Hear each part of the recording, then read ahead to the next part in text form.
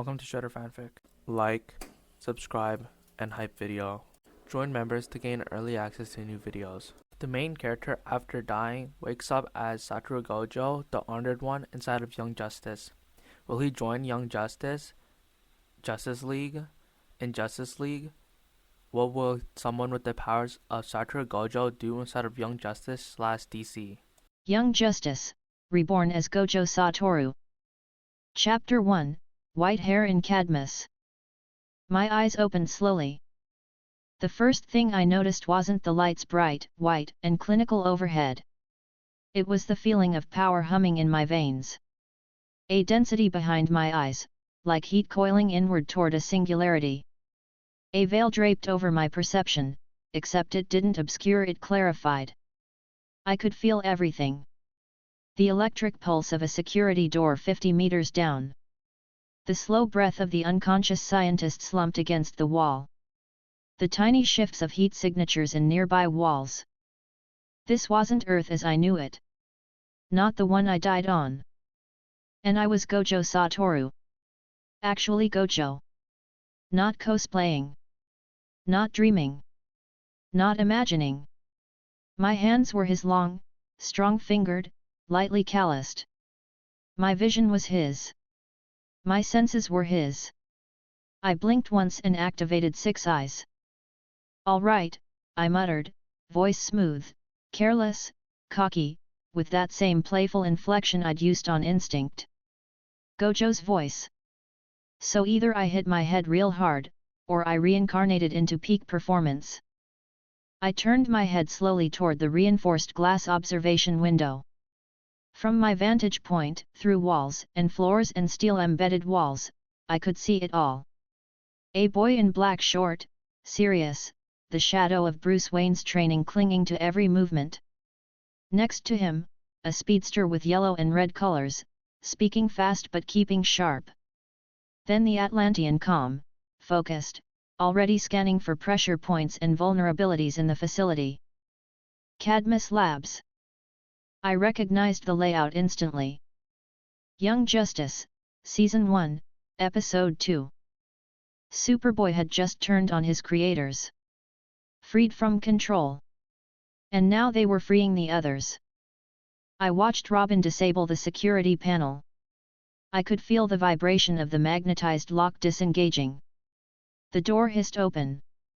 They emerged into the dim, sterile corridor, Robin first, with Kid Flash and Aqualad behind him, cautious, alert, kids trained as soldiers. I adjusted the black blindfold over my eyes. No one needed to be seeing these baby blues just yet. Guess I'll make an entrance. I dropped down from the upper platform with zero sound. I didn't bother flaring my limitless. The kids weren't threats. If anything, this would be a good test. I wanted in. Young Justice. And Gojo Satoru never begged. Robin whirled around instantly, batarang in hand. Aqualad stepped forward, his water bearers humming to life. Kid Flash blurred slightly, just a half step, enough to flank if needed. Smart kids. But I wasn't worried. "Yo," I said lazily, lifting a hand in casual greeting. "This a private jailbreak or can anyone join?" They froze. Robin's eyes narrowed beneath the mask. "Who the hell are you?" Kid Flash said, his tone all bark, no bite. I pointed to my face. "The guy with the best hair in the room." Obviously. They didn't drop their guard. I smiled wider, stepping forward, hands still raised. "Relax. I'm not with Cadmus. Just woke up here, kinda weird, right? Woke up, saw some shady grown-ups, figured I'd walk out. Then I saw you four doing your thing. Thought I'd say hi." Robin's hand didn't move. "You were in Cadmus containment?" "Sure was," I replied, popping the P. Though I wasn't exactly locked in. Door wasn't even closed properly. "Sloppy work, really?" "You a xenomorph?" Aqualad asked calmly. "Nah," I said. Too handsome for that. No offense to the local clones. Superboy was staring at me hard now. Not with suspicion. Recognition? No. Confusion. Good. All right, Robin said, finally lowering the batarang just a few centimeters. Let's say we believe you. What's your name? Gojo. Gojo Satoru, I said. But you can just call me the strongest. Kid Flash rolled his eyes. Oh great, he's that guy. I stepped closer. Robin tensed again. I stopped with one step left between us. Don't worry, I said lightly. You don't need to trust me yet. Just watch what I can do. Above us, the ceiling started to rumble. Security was coming. Heavily armed. 10 men, all standard-issue Cadmus enforcers. I could see the electromagnetic locks priming the stairwell door. I raised one hand casually and snapped my fingers. The air distorted. A blue barrier shimmered faintly into being between us and the stairwell. The second the door burst open and rifles were raised, the bullets stopped mid-air hovering, frozen, unable to reach us. My infinity was up. Whoa, Kid Flash whispered. That's not telekinesis, I said, already walking past them toward the stairs. It's physics. I extended my palm, and cursed technique reversal, red shimmered to life, compressed into a point no larger than a marble. I flicked it forward. The red sphere tore through the corridor with a shrieking howl. The wall exploded. Men flew back, smashed into the reinforced walls like toys. I stopped at the edge of the destroyed hallway and turned my head just enough for them to see my smirk. Still think I'm one of the bad guys? They followed me after that. Of course they did. They didn't trust me, not completely, but the proof was right there. I was too powerful to be ignored. Robin was already trying to calculate my threat level. Aqualad remained watchful, but he wasn't dismissing me. Kid Flash kept glancing between me and Superboy like he was waiting for the punchline. We moved together down the corridor. I thought you said you woke up here, Robin said quietly. What were you doing in Cadmus? I shrugged. No idea. 1 minute I'm on a sidewalk, next minute I'm here. Science stuff. Cloning. Mutation. Maybe I'm an alien. Want to cut me open and find out? He didn't respond. And hear me out, I help you guys escape this place, and we call it even. We already have an exit strategy, Aqualad said. Yeah? How's that been working for you so far? I said. Stairwells crawling with guards. Main elevators locked down. Emergency access sealed. I could teleport us out, but I doubt you'd trust me not to drop you in a volcano. They didn't argue. They couldn't. Superboy suddenly spoke up. Quiet, but firm. He's telling the truth. The others looked at him. I can hear his heartbeat, Superboy said. No fluctuation. No fear. No lie. I turned and gave him a thumbs up. See? Trust the clone. Half clone, he muttered. Robin sighed and tapped a command into his wrist pad. Fine. You're with us. For now. That's the spirit, I said cheerfully. We reached the underground elevator shaft. Robin was busy disabling the override. I stood beside Superboy. You're pretty calm for someone who just found out they're a genetic experiment, I said. I've been awake a whole day longer than you, he said. I'm getting used to it. Any plans? Find Superman. Tell him you're his science baby. Superboy didn't smile. I tilted my head, examining him with 6 eyes.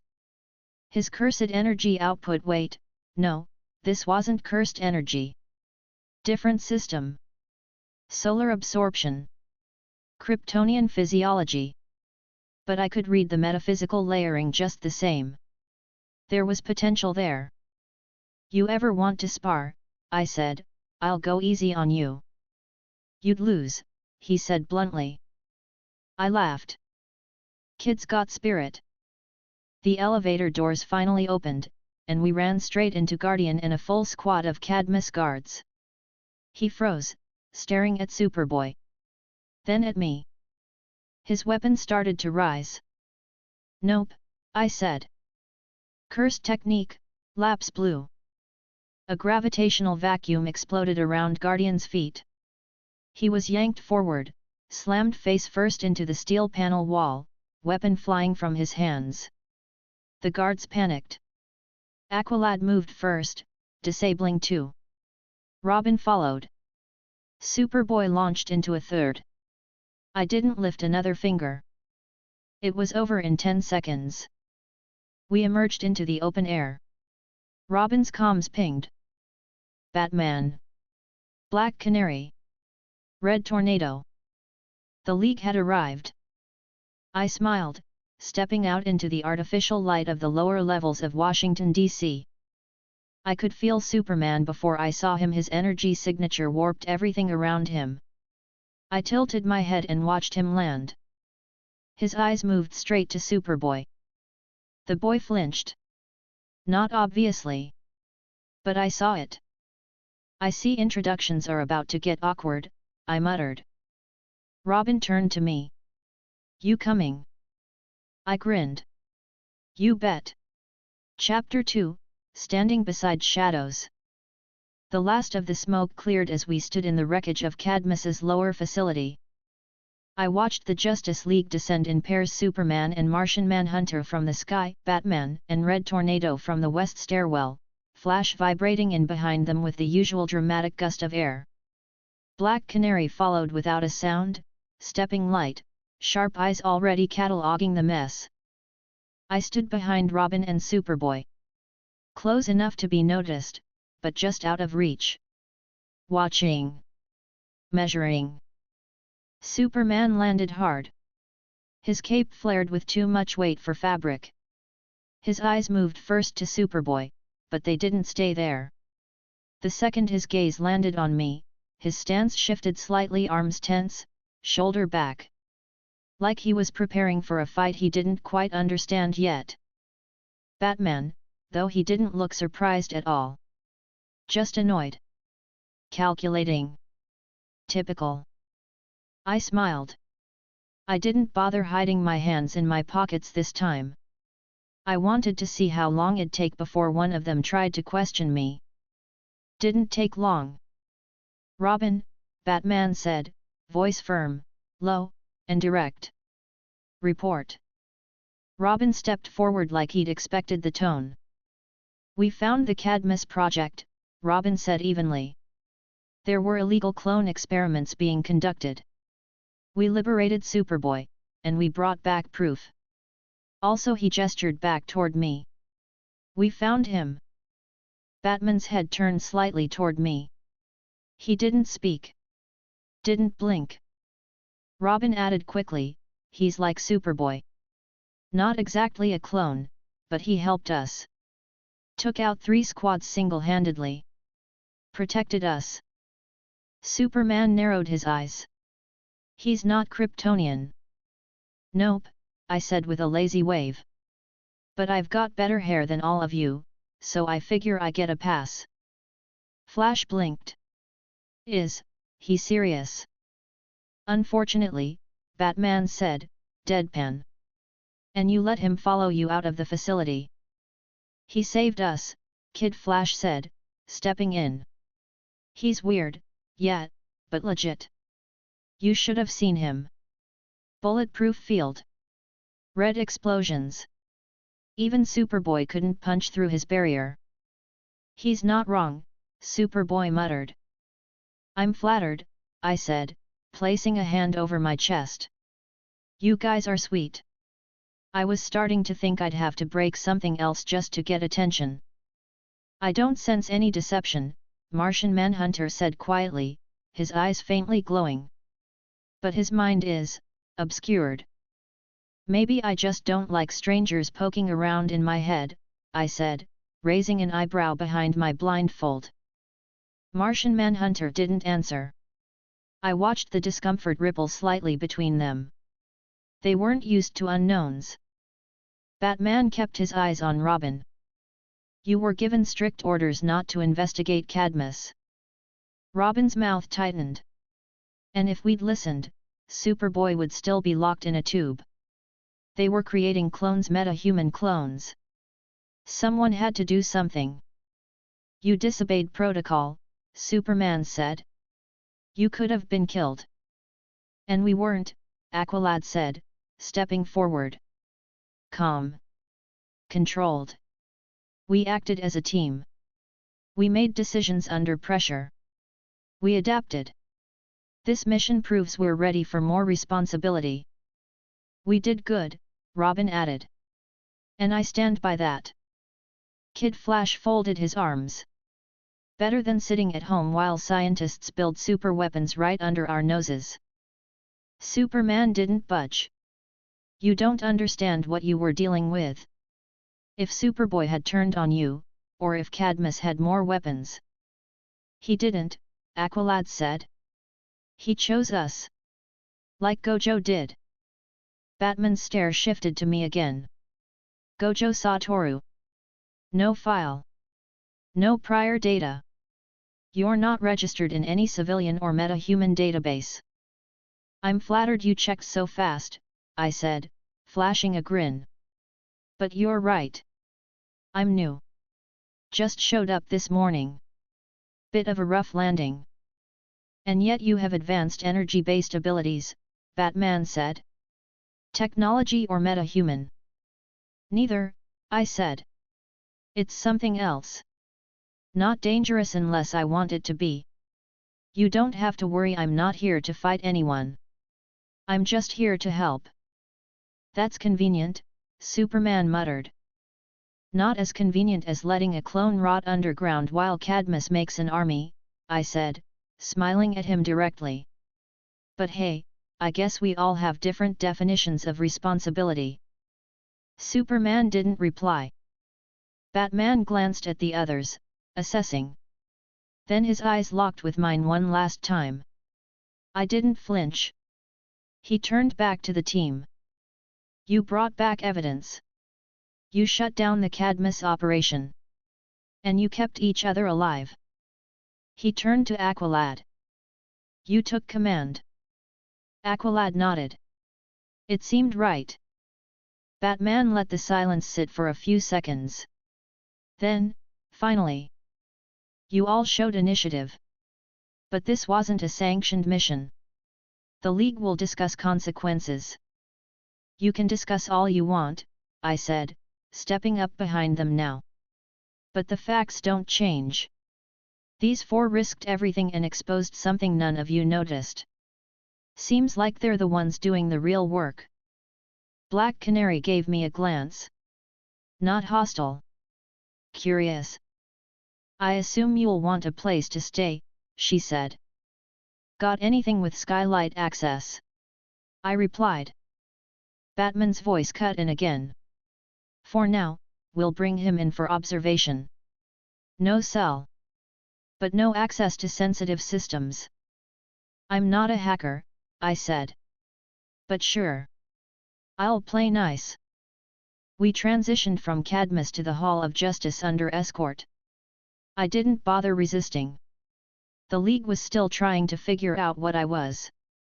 A weapon? A variable? I gave them nothing. They'd learn in time. The younger ones were easier to talk to. Inside the hall, after debrief, I stood beside Superboy in the side chamber where they kept refreshments and silence. You okay? I asked. He looked at me sideways. I don't know. Feels like you were born twice in the same day, I said.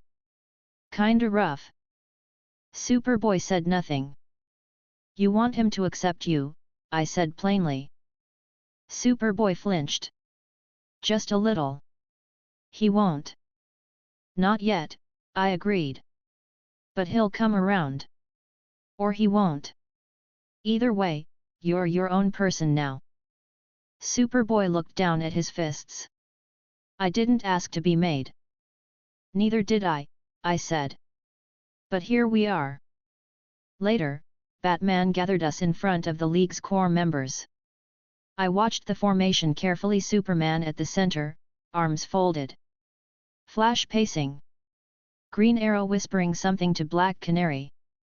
Martian Manhunter standing with complete silence. You disobeyed orders, Batman said again. But you also succeeded.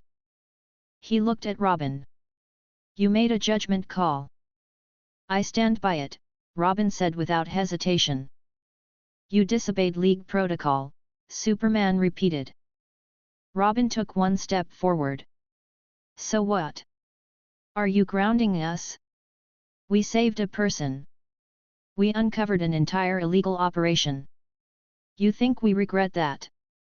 Superman narrowed his eyes. Aqualad stepped in again. We acted with discipline. Caution. Skill. We proved we're capable. If this is what it means to be a team, then we should be allowed to be one. The room was quiet. I leaned against the wall and stretched. Can we get to the part where you either accept us or don't? I've got places to not be. Flash muttered, he's got your attitude, Bats. Batman ignored the comment. Finally, he spoke. The League has discussed it. You've proven you're capable. There will be oversight. But we're allowing this an independent team. Covered missions. Supervision by Red Tornado, Black Canary, and Captain Marvel. The kids lit up. I nodded slightly. Good call. Batman turned to me. You'll be monitored. No League clearance. But you're in. I raised my hand. Quick question, when do we get matching uniforms? I want something flowy. And sunglasses. Black Canary gave a tired sigh. Robin laughed. And just like that, it was decided. Chapter 3, The Green Girl Arrives. Mount Justice was quiet in the early morning, the sort of silence that only existed in secret bases built into cliffs. The League had left hours ago. Black Canary was off-site. Red Tornado stayed behind, mostly watching. He didn't talk unless you talked first. He was great at standing around looking judgmental. I was sitting on the couch in the main hall, legs crossed, an unopened protein bar in one hand. I didn't eat it. Just liked the shape. Robin was running diagnostics on the main computer. Kid Flash was pacing near the fridge, halfway through some absurdly tall sandwich. Superboy stood near the window, arms folded, breathing slow. He didn't say much when no one made him. I was the only one relaxed. Then, the Zeta tube buzzed. Zeta tube active, the automated voice said. Megan M. Wars, B05. We turned. Robin raised an eyebrow. Then she stepped out. Green skin. Red hair. Long cape. Bright smile. Hi. I'm Megan M. Wars, she said quickly. But you can call me M. Gan. I'm Martian Manhunter's niece. There was a short pause. Kid Flash stepped forward. You're a Martian. Uh-huh. She nodded eagerly. And I'm so excited to be part of the team. I tilted my head and gave her a long, slow look. Her aura was clean. I could see it in layers: dense psychic capability, shape-shifting matrix, biokinetic signature locked into a humanoid form. She wasn't lying. She was a real Martian. And she really wanted to be here. Robin looked at her, then back at the others. So, she's our new member. Looks like it, I said, waving the protein bar in her direction. Welcome to the Cool Kids Club. Membership requirements: trauma, unreasonable expectations, and no adult supervision. Mgan blinked, uncertain whether I was serious. I smiled wider. You'll fit right in. Red Tornado briefed us after that. You will undergo team orientation, he said. You are expected to function as a unit. Coordination, trust, and adaptability will be evaluated. Mgan raised her hand politely. Oh, I can help with that. I watched Earth television to learn more about your culture. I've seen all seasons of Hello, Megan. Kid Flash nearly choked on his sandwich. Oh man, I love that show, he said. You don't sound like her though. That's because I'm using my true voice now, Mgan said, tapping her throat lightly. I adapted my human form based on the character. Robin gave a sideways look. You modeled your entire identity on a sitcom character. She's kind, optimistic, and wants to help others, Mgan said. I thought it would be a good starting point. Superboy glanced at her but didn't say anything. I stood up from the couch and gave her a mock bow. Well, sitcom or not, you're probably still stronger than Wally. Hey! Kid Flash said. I've got speed. What do you have? Pretty eyes. Among other things, I said, still smiling. Want a demonstration? Red Tornado interrupted before the bickering could escalate. You will now conduct a basic field exercise. Megan, you will demonstrate your abilities. Yes, Red Tornado, she said brightly. We moved to the training area. The training field stretched out like an empty warehouse, lined with holographic projectors, collapsible walls, and a few safety barriers. Red Tornado stood at the edge. Initiate combat trial, mode beta. Mgan stepped forward, breathing in once. Her shoulders tensed slightly. I could already feel the shift. Her aura unfolded slowly, telepathy first, a ripple like a radio tuning in, followed by a soft atmospheric change around her body. She lifted off the ground, levitating a few inches. Then she vanished. Robin blinked. She's using stealth. Telepathic cloaking, I said, tracking her movement with 6 eyes. She's hovering 22 feet to the left, 6 feet above the ground. Can you see through her psychic field? Robin asked. I can see through anything. Suddenly, Mgan reappeared behind a combat drone and launched a hard telekinetic blast. The drone flipped over and shattered against the wall. Nice. Kid Flash said. Can you lift people too? Of course, she said, smiling mid-air. Try lifting me, I said. She paused. Are you heavy? I held out my arms. Give it a shot. She focused. Her eyes glowed faintly white. I could feel the invisible force wrap around me then strain. She gasped quietly. You're not moving. Bingo, I said, stepping forward. That little gravity trick won't work on me unless I want it to. You're not using any counter force, she said, puzzled. How are you resisting? Physics lesson later, I replied.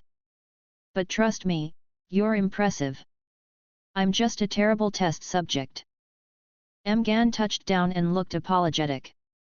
I didn't mean to fail. You didn't, I said. You did great.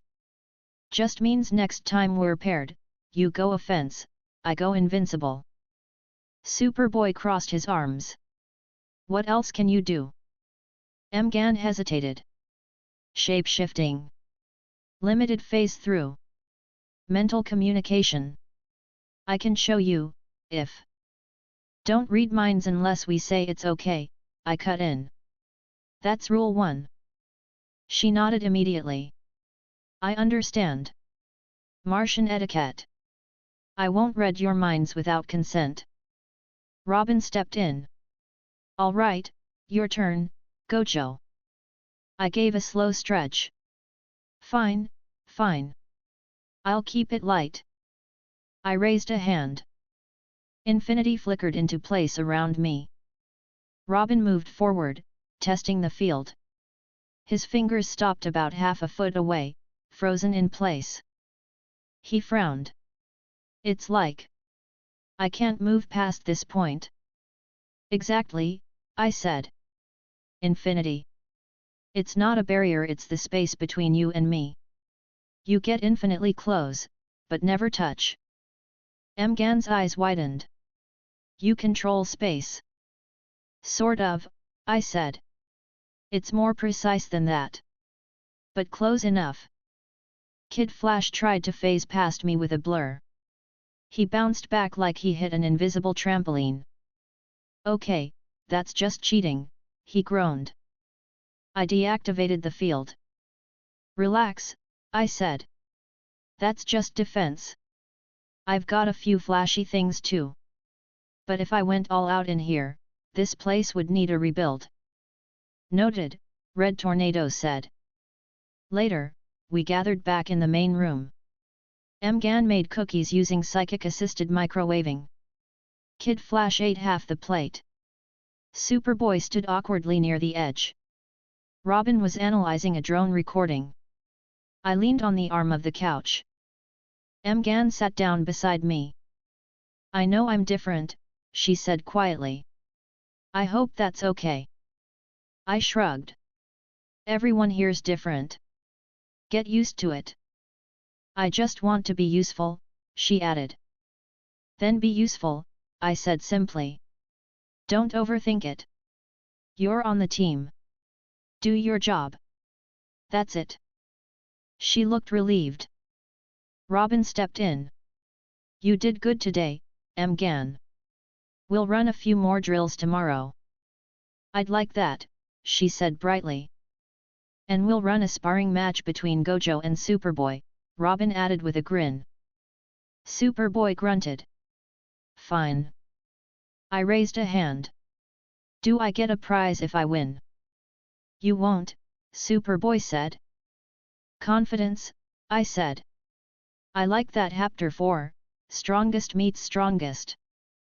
Mount Justice's training hall was colder than usual that morning. The lights overhead buzzed faintly, casting a sterile white sheen over the reinforced flooring. The team had gathered before breakfast, not because anyone ordered them to, but because Robin made an announcement the night before that no one wanted to miss. Superboy versus me. The half-Kryptonian clone, born from stolen genes and hidden tubes, finally getting a clean shot at the so-called strongest. Me Gojo Satoru. The new guy. The cocky one. The untouchable one. I didn't mind the attention.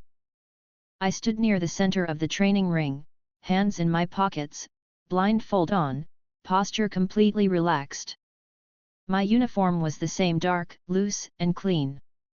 I hadn't bothered adjusting it to match team colors. Let the branding come later. Kid Flash paced on the sideline with popcorn in hand literally. I've been waiting for this all week. This is gonna be insane. Let's just hope they don't level the base, Robin muttered, flicking through his tablet. Combat parameters are active. You two are cleared for full demonstration but no lethal force. Superboy stepped up on the other side of the ring. Sleeveless shirt. No cape. Eyes sharp, focused. He didn't say anything. He just looked at me like I was a wall he wanted to punch through. Aqualad stood off to the side with Mgan, watching quietly. Ready? Robin asked. Superboy nodded once. I tilted my head lazily. Sure. Let's get this over with. Begin. Superboy moved first straight line, no hesitation, classic Superman form.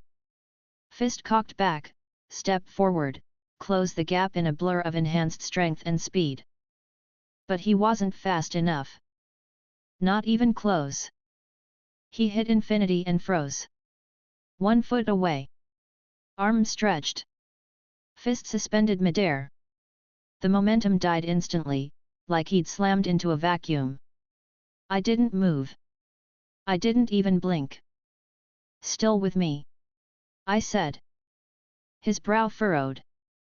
He backed off instantly, taking 2 steps back, then tried a side approach faster this time, trying to flank me. Same result. His fist stopped again. I tapped the side of my head. You're not accounting for my technique. It's not a shield. It's the space between us. As long as it's active, nothing gets through. Superboy backed off again, circling me now. So I can't touch you. You could, I said. If I turned it off. He didn't reply. Just charged again. This time, he didn't aim directly for me. He slammed into the floor at my feet, sending a shockwave upward. Cracked panels, scattered debris, a short burst of dust. Clever. I stepped through it easily. Good idea. But still not enough. He came at me again while I was talking low and fast, using the debris as cover. But I already had limitless calculated in every direction. He never touched me. His fist halted mid-swing, stopped a few inches from my neck. I looked at it, unimpressed. Still want to keep going? I asked. Superboy grunted and jumped back. His patience was thinning. He didn't speak, but I could see the thought in his eyes. He didn't like being powerless. Not after everything. Not after Cadmus. Not after finding out he was made in a lab. And now here I was smiling, relaxed, untouchable. I got it. You're not weak, I said. You're just not used to fighting someone you can't overpower. He clenched his fists. I can do more than punch. Then show me. This time, he didn't rush in. He picked up one of the shattered steel panels from the training floor and hurled it at me full force, faster than a cannon. I caught it 1 inch from my face. It never touched me. Just hovered there, trembling against infinity, atoms never quite reaching my skin. Then I flicked a finger. The plate exploded backward, launched like it was nothing. It crashed against the far wall and embedded itself 2 feet deep in the reinforced concrete. Kid Flash let out a whistle. Okay, that was nuts. Superboy wasn't impressed. He charged again, this time jumping overhead, fists glowing faintly red from friction. He tried to drop straight down. I lifted my hand. Cursed technique reversal, red. The air tore. A shockwave exploded outward from my palm, precise and clean. Superboy was thrown backward instantly, skidding across the training floor, his boots carving grooves in the ground. He landed on his feet, barely. He didn't go down. I smiled. You're tough. That's good. He exhaled sharply. Not angry. Focused. Then he rushed again. Over and over. High-speed footwork, combo attempts, environmental attacks. He tried everything. Dust. Speed. Angles. But the moment he came too close, my field stopped him cold. After 5 minutes, his shoulders were heaving. I hadn't moved from my spot. All right, Robin called from the sideline. That's enough. Superboy stopped mid-run, breathing hard, sweat on his brow. He stared at me like he still didn't understand what happened. I pulled off my blindfold and flashed him a grin. Want to go again? No, he said. I get it. You sure? I asked. I can go easy next time. He gave a dry grunt and walked off the ring. Gan approached him quickly. You were great. He nodded but didn't say anything. He wasn't angry. He was frustrated. It was different. I could see it clearly. Kid Flash came over to me with wide eyes. Dude. You didn't even move. I didn't have to, I said. I already won before he threw the first punch. You're such a show-off, Robin said. I'm honest, I corrected. That's different. Aqualad approached slowly. Superboy learns fast. But this match showed us where we stand. And it showed him where he needs to grow. He'll catch up, I said. He has potential. Just needs to stop thinking everything can be punched into submission. I heard that, Superboy called from across the room. Good, I said louder. Take the note. Red Tornado spoke from behind the control panel. Training exercise complete. No damage to internal systems. Minimal structural repair required. I turned and gave the nearest wall a pat. You held up well. Red Tornado stared at me with his usual lack of emotion. We will review combat footage later. Just make sure you record my good angles, I said. Later that day, I found Superboy in the corridor near the quarters. He wasn't hiding. Just thinking. Quiet. Still sweating from earlier. I leaned against the wall beside him. You're not mad, I said. But you're close. I don't like losing, he replied. You didn't lose, I said. You just learned. Everyone watched. Yet. And they saw you try harder than anyone else. You didn't back down. You didn't quit. He looked down at his hands. Strength isn't just power, I said. It's knowing when to use it. And when it's not enough, adapting. You'll get there. Superboy didn't answer, but he didn't walk away either. That technique of yours, he said finally. The barrier. Can anything get through? Not unless I let it, I said. Would you ever let someone? I grinned. Only if they ask nicely. He rolled his eyes. But there was a hint of something else. Interest. Challenge. Maybe next time I'll make you move, he said. I pushed off the wall and gave him a lazy salute. Looking forward to it. Chapter 5, A Ride Above Earth. Mount Justice was silent, again. No mission. No alert. No rogue experiment tearing through a facility. Just the sound of the cave's internal ventilation system and the occasional ding from the kitchen when Kid Flash microwaved another 3-minute meal. I was sitting upside down on the common room couch, legs hooked over the backrest, arms hanging loosely toward the floor. Sunglasses on. Blindfold wrapped around my neck like a scarf. Superboy stood in his usual spot near the far wall, arms folded, not speaking. Mgan hovered nearby with a hopeful smile that never seemed to drop. Robin leaned against the console with a tablet in hand. Aqualad meditated on a lower-level platform like he had nothing better to do, and Wally Kid Flash was on his third sandwich. Okay, I said, breaking the silence without lifting my head. This is getting sad. You've said that 5 times today, Robin muttered, not looking up. And I'll keep saying it until Batman gives us a real mission, I said. We're supposed to be the covered ops team. Keyword being ops. Sitting here doing nothing? Not very covered. Kid Flash spoke through a mouthful of food. Maybe the League doesn't have anything right now. They always have something, I said. Come on. Batman's just being stingy with the intel. Robin tapped at his screen. I've been pinging the secure line. No updates from League servers. No flags. No missions. Just silence.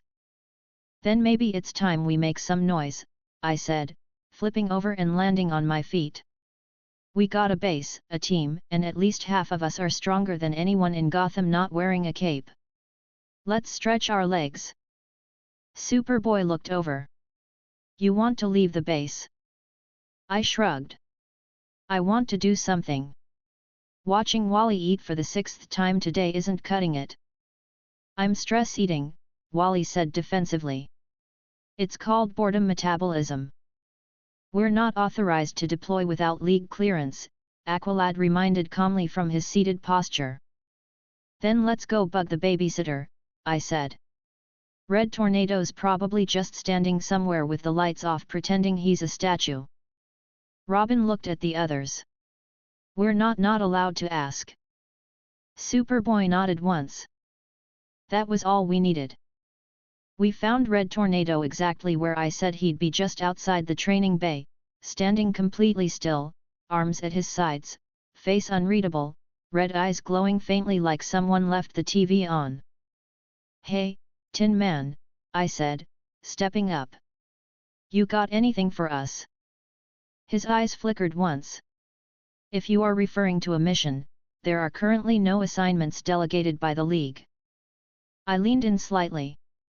What about unauthorized ones? No. Robin stepped forward. Red, we've been in this cave for 2 days. We're ready. You have completed your scheduled training exercises, Red Tornado replied evenly. The League has not yet evaluated your next deployment readiness. Kid Flash groaned. Come on. We're not rookies. Mgan floated down the corridor toward us. Maybe, we could try something else today. Something like what? I asked. Team bonding, she said cheerfully. We've barely explored the full base. I could give you all a tour.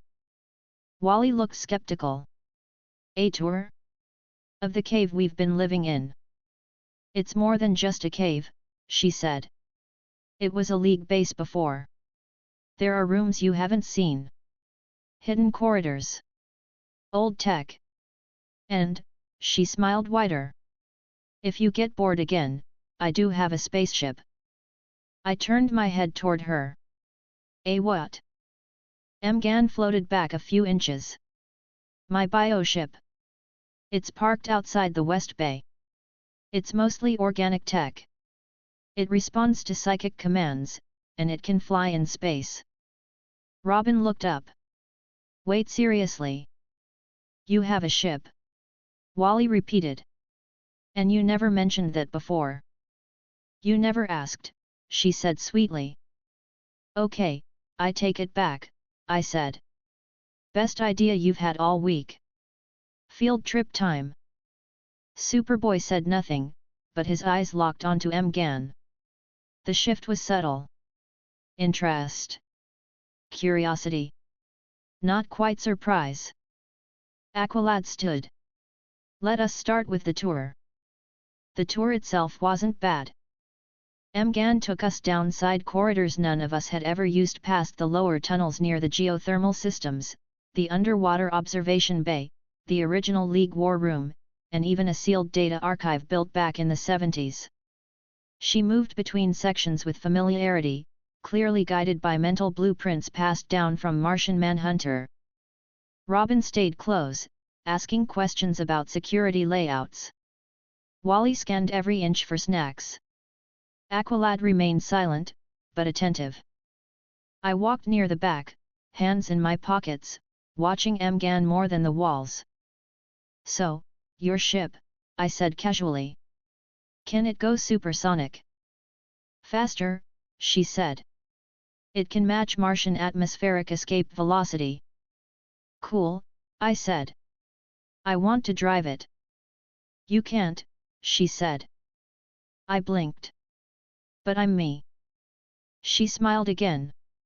It only listens to me. I made a face. Well, that's unfair. By the time we reached the West Bay hangar, the sun was starting to dip toward the horizon. The ship was already waiting, sleek, round-edged, matte silver with soft red lighting across the undercarriage. No visible seams. No engine output. Just sitting silently under the cliff overhang like it had grown there. It didn't look like a weapon. It looked alive. I didn't expect it to look like that, Robin said, taking a slow step forward. It's a bioship, Mgan said, walking up to it.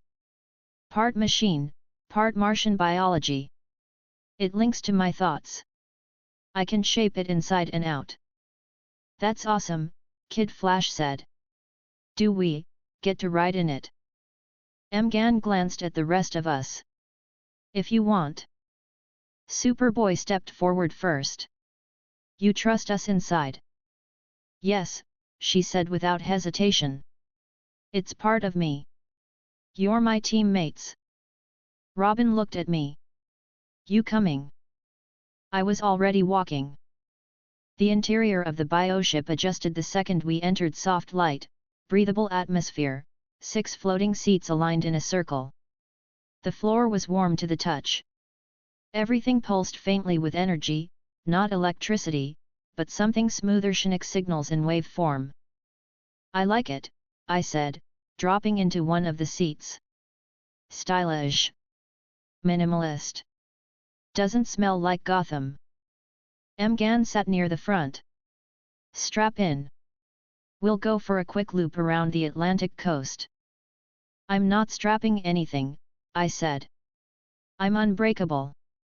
Superboy didn't respond. He just sat across from me. Engaging lift, Mgan said. The bioship rose with zero sound. No rumble. No shake. We floated out from the hangar, into open sky. The cliffs fell away beneath us, and suddenly we were rising fast, water sparkling below, the base shrinking to a dot. Wally leaned over to the window. Best day ever. You've never even been on a plane, Robin said. And now I'm on a Martian plane, Wally replied. Checkmate. Aqualad nodded slowly. This technology is beyond Atlantean design. It's peaceful. Mgan smiled.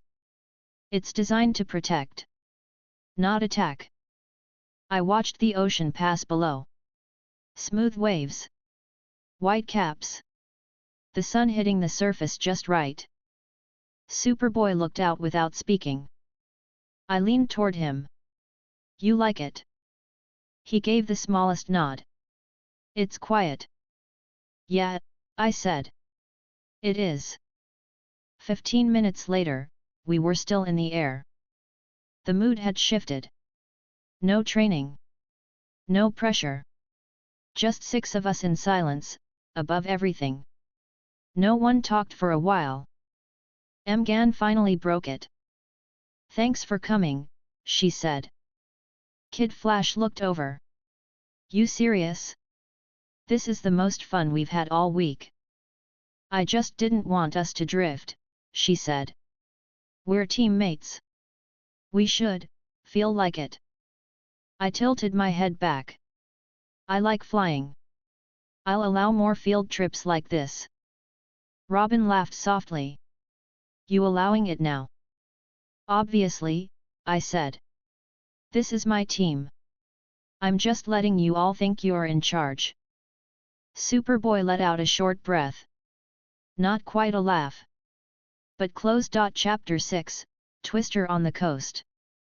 The bioship dipped low beneath the cloud line, cutting across wind currents with zero turbulence. I leaned against one of the internal supports, arms folded behind my head, sunglasses still on. The others sat or stood quietly, mostly watching the water pass beneath us. The day had started too calm. Then the ping hit. A faint tremor pulsed through the bioship's inner wall. Mgan blinked. Picking something up, she said, voice soft but suddenly focused. Robin slid up next to her. Distress signal. Not a signal, she replied. Energy signature. Strong. Mechanical. Aqualad turned from the viewport. How far? 8 kilometers. Small island, probably unmapped. It's weird. The ship thinks it's Red Tornado. We all exchanged looks. I raised an eyebrow. Red Tornado's not on vacation. Robin tapped at his utility tablet. No League mission logs in that sector. No deployments. If Tornado's out here, he didn't tell anyone. Superboy stood. We're close. Might as well check. See. I stretched and popped my shoulders. Finally, something interesting. The island was small, dense with old-growth trees, thick with underbrush, barely large enough to hold a proper facility. But there was a facility, concrete, weather-worn, shaped like it had grown from the rock itself. Outdated sensors flickered faintly along its upper edges. The bioship lowered toward the landing zone. "I'm not sensing life," Mgan said as we stepped down the ramp. "Define life," I said. She frowned. "Biological." Robin landed beside us. "Then that narrows it down." The air felt dense, charged with something. As if the environment itself had been holding its breath for a long time. Kid Flash jogged ahead, then stopped cold. Guys." We looked. And saw him. Standing in the clearing just ahead of the compound was Red Tornado. Same posture. Same height. Same glowing eyes. Same insignia. "Red Tornado!" Mgan called out. The android didn't respond. Robin narrowed his eyes. "No communication signal. He's not broadcasting League frequencies." Mgan stepped forward. "Maybe he's damaged? His psychic signature feels familiar." I walked forward slowly, arms hanging loosely at my sides. "Hey, Red! You forget your manners or something?" No answer. Then, without warning, a massive gust of wind exploded outward from his palms. I didn't blink. My infinity blocked the blast without resistance.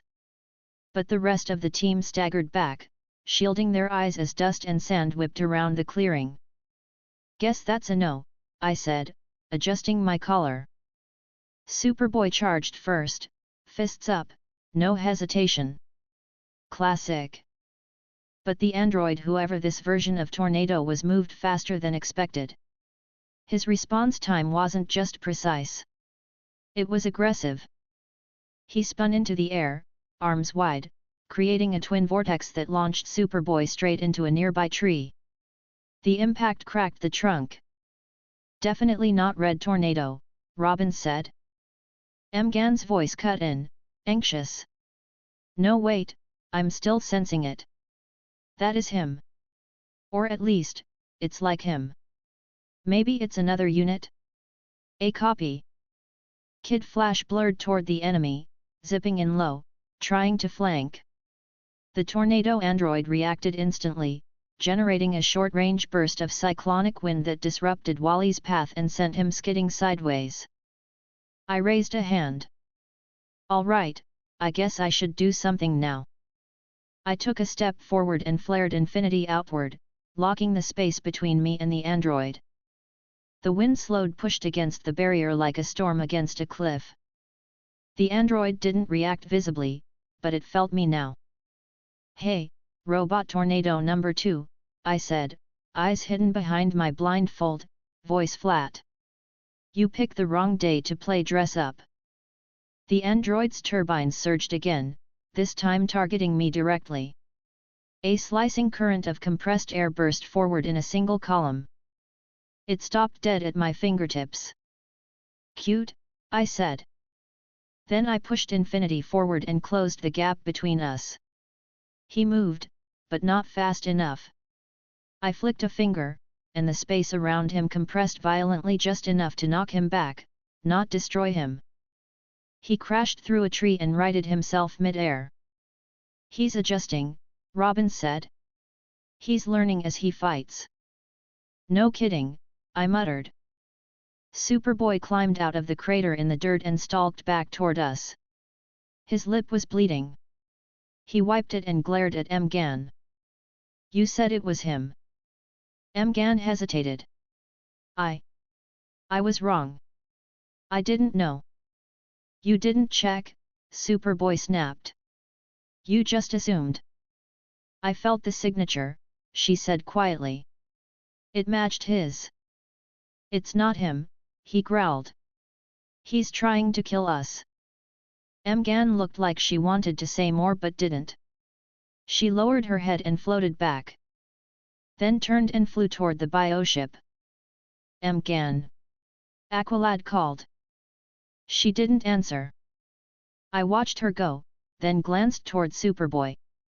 Was that necessary? She screwed up. "So do you," I said, brushing off my sleeves. "You gonna walk off next time?" Superboy didn't respond. Robin refocused on the fight. "He's not retreating. Repositioning." The tornado android landed again, arms extended, turbines glowing hotter now. The temperature dropped. Atmospheric pressure shifted. We were about to get round 2. "All right," I said, cracking my neck. "Back to work." We fanned out. Robin launched a small set of cryo discs from his belt, old Wayne-Tech models. They detonated around the android's lower legs, locking his feet in an instant freeze. Superboy followed up with a ground slam that broke the earth under the bot's stance, cracking the support beneath him. The android reacted fast, generating a cyclone burst that shattered the ice and lifted itself backward mid-spin. But I was already behind it. "Hi," I said, fingers raised. "Cursed technique reversal, red." The red pulse smashed into its left arm, sending it spinning off course. It landed hard, sliding across the dirt, one turbine sparking. Robin rolled beside me. "What's our play?" "Disable, don't destroy," I said. "If it's linked to tornado, the League's gonna want answers." "Copy that." The android didn't wait. It launched again, this time staying airborne. A high-altitude spiral formed above us, pressure dropping rapidly. It was trying to form a full-scale tornado above the island. Kid Flash cursed. "If that hits the ground, we're screwed." I looked up. "Not if I stop it first." I lifted both hands. "Hollow purple?" "Nah. Too much." I compressed a field of blue into a fixed vacuum above the forming vortex. Then I snapped it shut. The storm burst inward, imploding mid-spin. The feedback sent the android crashing to the dirt again, turbines destabilized. Superboy was on it in a flash, pinning it down with raw force. "I've got him," he shouted. Aqualad moved forward, water bearers active, ready to bind. Robin pulled a containment chip from his belt.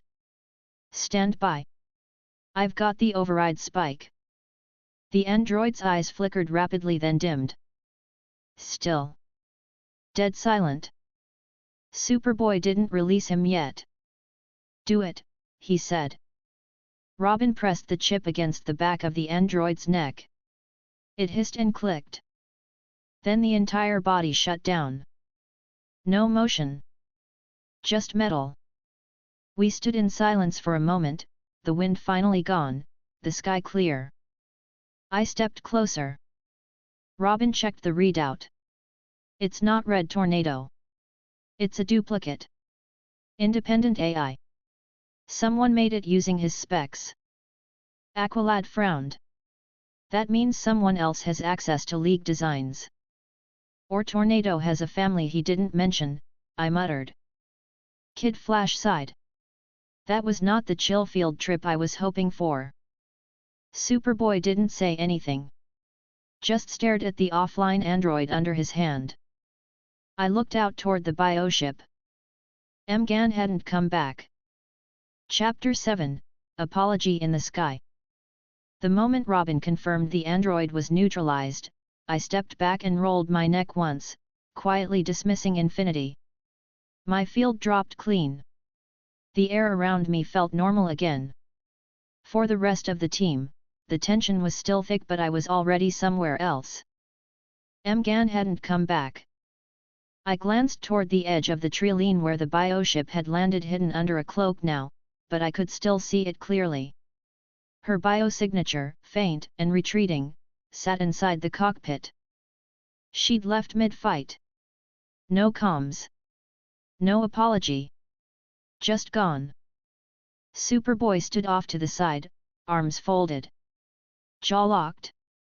still tense. I looked at him, then at the others. "All right," I said, waving them off. "You guys wrap up.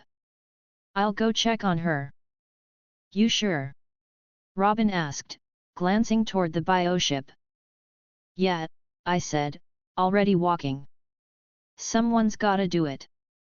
I crossed the tree line without hurry. The bioship's external field shimmered briefly as I approached, then relaxed once I got close. The ship knew me now. It didn't see me as a threat. She didn't lock the doors either. I stepped aboard and paused inside the entrance corridor. Soft red lighting pulsed along the walls, warm and low like before. But this time, there was no quiet energy of a crew excited to fly. Just stillness. I found her in the front cockpit, pilot's seat turned away from the console, legs folded up against her chest, arms wrapped around her knees. She looked small like this. Not weak, just quiet. "You gonna mope in here all night or should I bring snacks?" I asked, leaning against the nearest support beam. She didn't look up. "Go away." Yeah, see, I'm really bad at following directions." Silence. I stepped forward and dropped into the chair opposite her. I didn't sit properly, I sat sideways, arms resting over the back, facing her directly. She still didn't look at me. "Superboy's pissed," I said casually. "I know. Robin's not. Neither is Calder. Kid Flash doesn't even know what happened." She hugged her knees tighter. "I messed up." I shrugged. "Yeah. You did." That got a reaction. Her eyes finally met mine. Not angry, just hurt. Waiting for judgment. I didn't blink. "You called it wrong," I said. "You made a decision based on half the data. You said it was tornado. It wasn't. And we almost got our teeth kicked in because of it." She lowered her gaze again. "You don't have to say it like that." "Sure I do," I said. "I'm honest." Her fingers dug into her sleeves. "You think I should leave the team?" "No," I said flatly. "I think you should stop acting like screwing up means you get to run away." That made her freeze. I sat back in my chair. "You're not the first person to get something wrong. But you are the first one to float out of a fight mid-mission without a word." I wasn't helping. "You were there," I said. "That's enough sometimes." She looked up again, slower this time. "You think staying would have changed anything?" "Not the fight," I said. "But maybe the way he looked at you when you left." Her throat tightened. She swallowed. I leaned forward, elbows on my knees now. "Look, I get it. You're not used to messing up in front of people. You're the cheerful one. The upbeat one. You want everyone to get along. You don't want anyone to see you as a liability." She didn't answer. "But guess what?" I said. "You're not here to be perfect. You're here to be part of the team." A long pause followed. Then she whispered, "Superboy hates me." "He doesn't," I said immediately. "He's angry because he thought you were better than that. So live up to it. Own the mistake. Apologize. Move on." She wiped at her eyes quickly with one hand. "Why do you care?" "Because this team is boring without you," I said. "And if I have to spend another hour watching Wally try to flirt with you while you sit in the bioship sulking, I'm going to punch a hole through the floor." A short, unsteady laugh slipped out. The first sign of air in the room. I let it settle. Then stood. "Come on," I said. "They're still dealing with the android. You want to fix this? Show up." She looked uncertain. I pointed at her. "You flew us here. You gave the tour. You dragged half the team through a dusty cave system just to get us to bond. You made cookies. You don't get to quit over one wrong call. Her voice came out small. What if they don't forgive me? They will, I said, walking toward the exit. Or I'll make them. She blinked. You'd do that? I gave her a smug grin over my shoulder. I'm the strongest. They have to listen. Another soft laugh. This time more real. She stood slowly and followed. We returned to the clearing together. Superboy was the first to notice. His head turned slightly. His jaw didn't unclench, but his stance shifted, shoulders less rigid. Mgan hesitated beside me. I nudged her lightly with my elbow. Go on. She floated forward slowly. Everyone stopped what they were doing. I'm sorry, she said. I thought it was Red Tornado. I felt his signature. I didn't think it could be faked. I should have stayed. I know that now. No one spoke for a second. Then Superboy said, don't leave next time. She nodded. I won't. Robin gave a small nod. We all make mistakes. Let's not make a habit of running from them. Aqualad placed a hand over his chest. Well said. Kid Flash looked around. Okay. So, are we cool now? Because I'm still riding the high of fighting a wind robot. We're cool, I said. Now let's get out of here before the League shows up and makes us file a report. Robin tapped his COMM. Sending a data burst to Batman. Let him know what we found. Back on the bioship, the atmosphere was better. Mgan sat at the pilot's seat, hands steady on the controls. The ship responded like it always did, warm pulses, soft vibration as we lifted off from the ground. Superboy sat beside her this time. He didn't say much. But he was there. Robin and Aqualad talked quietly in the back. Kid Flash asked if we could stop somewhere for snacks. I leaned back in my seat and tilted my head. See? I said to no one in particular. Everything works out when you have me around. Robin rolled his eyes. You're unbearable, Wally said.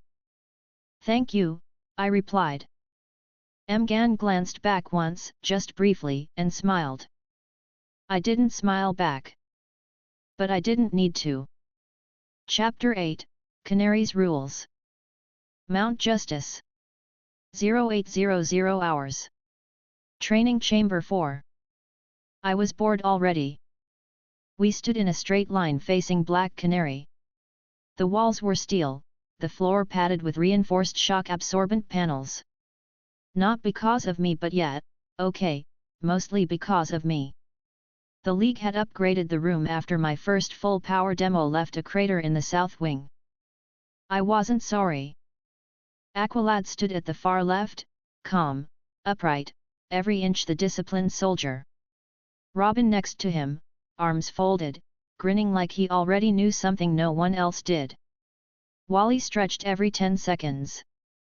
Superboy had his arms crossed, silent, stone-faced. Mgan hovered slightly off the ground, nervous but trying to look eager. And then there was me. Gojo Satoru. Sunglasses on. Hands in pockets. Slouched. Smiling. Black Canary stood across from us, her arms behind her back, posture like a statue carved by precision. Hair down, eyes serious. Not angry serious. Focused serious. You're not here to fight, she said, eyes sweeping across the line. You're here to learn. From each other. From me. From your own mistakes. Wally raised a hand. Define fight. You'll know when I hit you, she said. He shut up fast. I raised my hand lazily. Quick question. She nodded. Gojo. What if I don't make mistakes? She didn't even blink. Then you'll be sparring with me last. Oh, I said, smirking. That's how it is. Robin leaned toward me and whispered, you might want to take this seriously. I tilted my head. I always take me seriously. All right, Canary said. First pair. Superboy and Robin. They stepped forward without hesitation. Superboy rolled his shoulders once. Robin cracked his knuckles. Begin. The spar lasted 3 minutes. Robin used speed, positioning, and misdirection. Superboy relied on raw power, limited range. Robin kept moving. Superboy kept charging. A flash of smoke bombs. A dodge. A counter. A short grapple into a flip. Robin tried a pressure point jab. Superboy didn't even flinch. Eventually, Superboy grabbed him mid-dive, twisted, and slammed him to the mat. Not hard. Just enough to say I win. Canary called it. Good enough. Control was shown. Next. Robin winced and got up. I had him. I just needed 1 more second. You had half a second, I called out. Max. Shut up, he muttered. Next up, Canary said. Kid Flash. Mgan. Mgan floated into the center while Wally bounced on his feet. Okay, no psychic powers, right? Right, Mgan said, nodding quickly. Wally vanished in a blur the moment the match started. Mgan tried to track him but couldn't lock visually. Smart kid. She shifted defensively, trying to anticipate. Didn't work. He tapped her shoulder from behind. Tag, he said, grinning. Wah. He zipped again, this time tapping the top of her head. Tag again. Oh, you're playing now, I said. That's gonna backfire. It did. The next time he blurred forward, she guessed right. Not with her eyes, with her instincts. She tilted sideways mid-air and caught him with a psychic push just before he touched her. He flew 10 feet back and landed hard on the mat. Ow, he groaned. She hovered down quickly. Sorry. I didn't mean. No, that's fair, he muttered. I tagged you too many times. Canary nodded. Better. Control, awareness, adaptation. That's what I want to see. Then she looked at me. Satoru. I stretched slowly. You don't have to use my last name. Just call me the strongest. Take your spot, she said. I walked to the center of the mat, hands still in my pockets, not bothering to take off the sunglasses. Partner? I asked. Me? I smiled wider. Oh, now we're talking. The others backed up. All eyes on me now. Black Canary stepped onto the mat. No powers. Define powers, I said. No infinity. No cursed energy. No 6 eyes. Nothing beyond physical combat. I rolled my neck. So, I'm basically blind and human. Yes, she said. Exactly. Cool, I said, cracking my knuckles. Let's see what you've got. She didn't wait for a cue. She moved first. Fast. Efficient. Classic close quarters stance Muay Thai base with judo integration. Her footwork was light, but her weight transfer was exact. She wasn't playing. I let her come to me. First strike, palm to the chest. I caught it. Well, I said. Someone's been training. She went low with a sweep. I jumped it. She rolled into a high hook elbow. I swayed back. The follow-up knee almost caught my side, but I turned just in time. She reset. I didn't move. Why aren't you attacking? She asked. Because I like watching you try. She didn't like that. This time she came in sharper. Jab jab palm elbow combo. I blocked, leaned, then stepped inside the range and tapped her shoulder with 2 fingers. Point, I said. She shifted her weight, grabbed my wrist, and flipped me over her hip. I landed with a soft thud, still grinning. You didn't say no throws, she said. Okay, fair, I said, sitting up. You win that one. Get up, she said. Oh, you want another round? I stood. This time, I struck first. Not fast. Not powered. Just measured. Straight jab, followed by a controlled roundhouse aimed high, but she ducked and countered with a sweep again. I leapt it, twisted mid-air, and landed in a low stance. She stepped back. Breathing steady. So was I. It wasn't flashy. It was clean. She was better trained. I had faster reflexes even without the full kit. In a straight-up hand-to-hand contest? We were tied.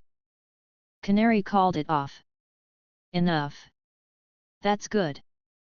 I dropped my stance. Whew. Glad you stopped there.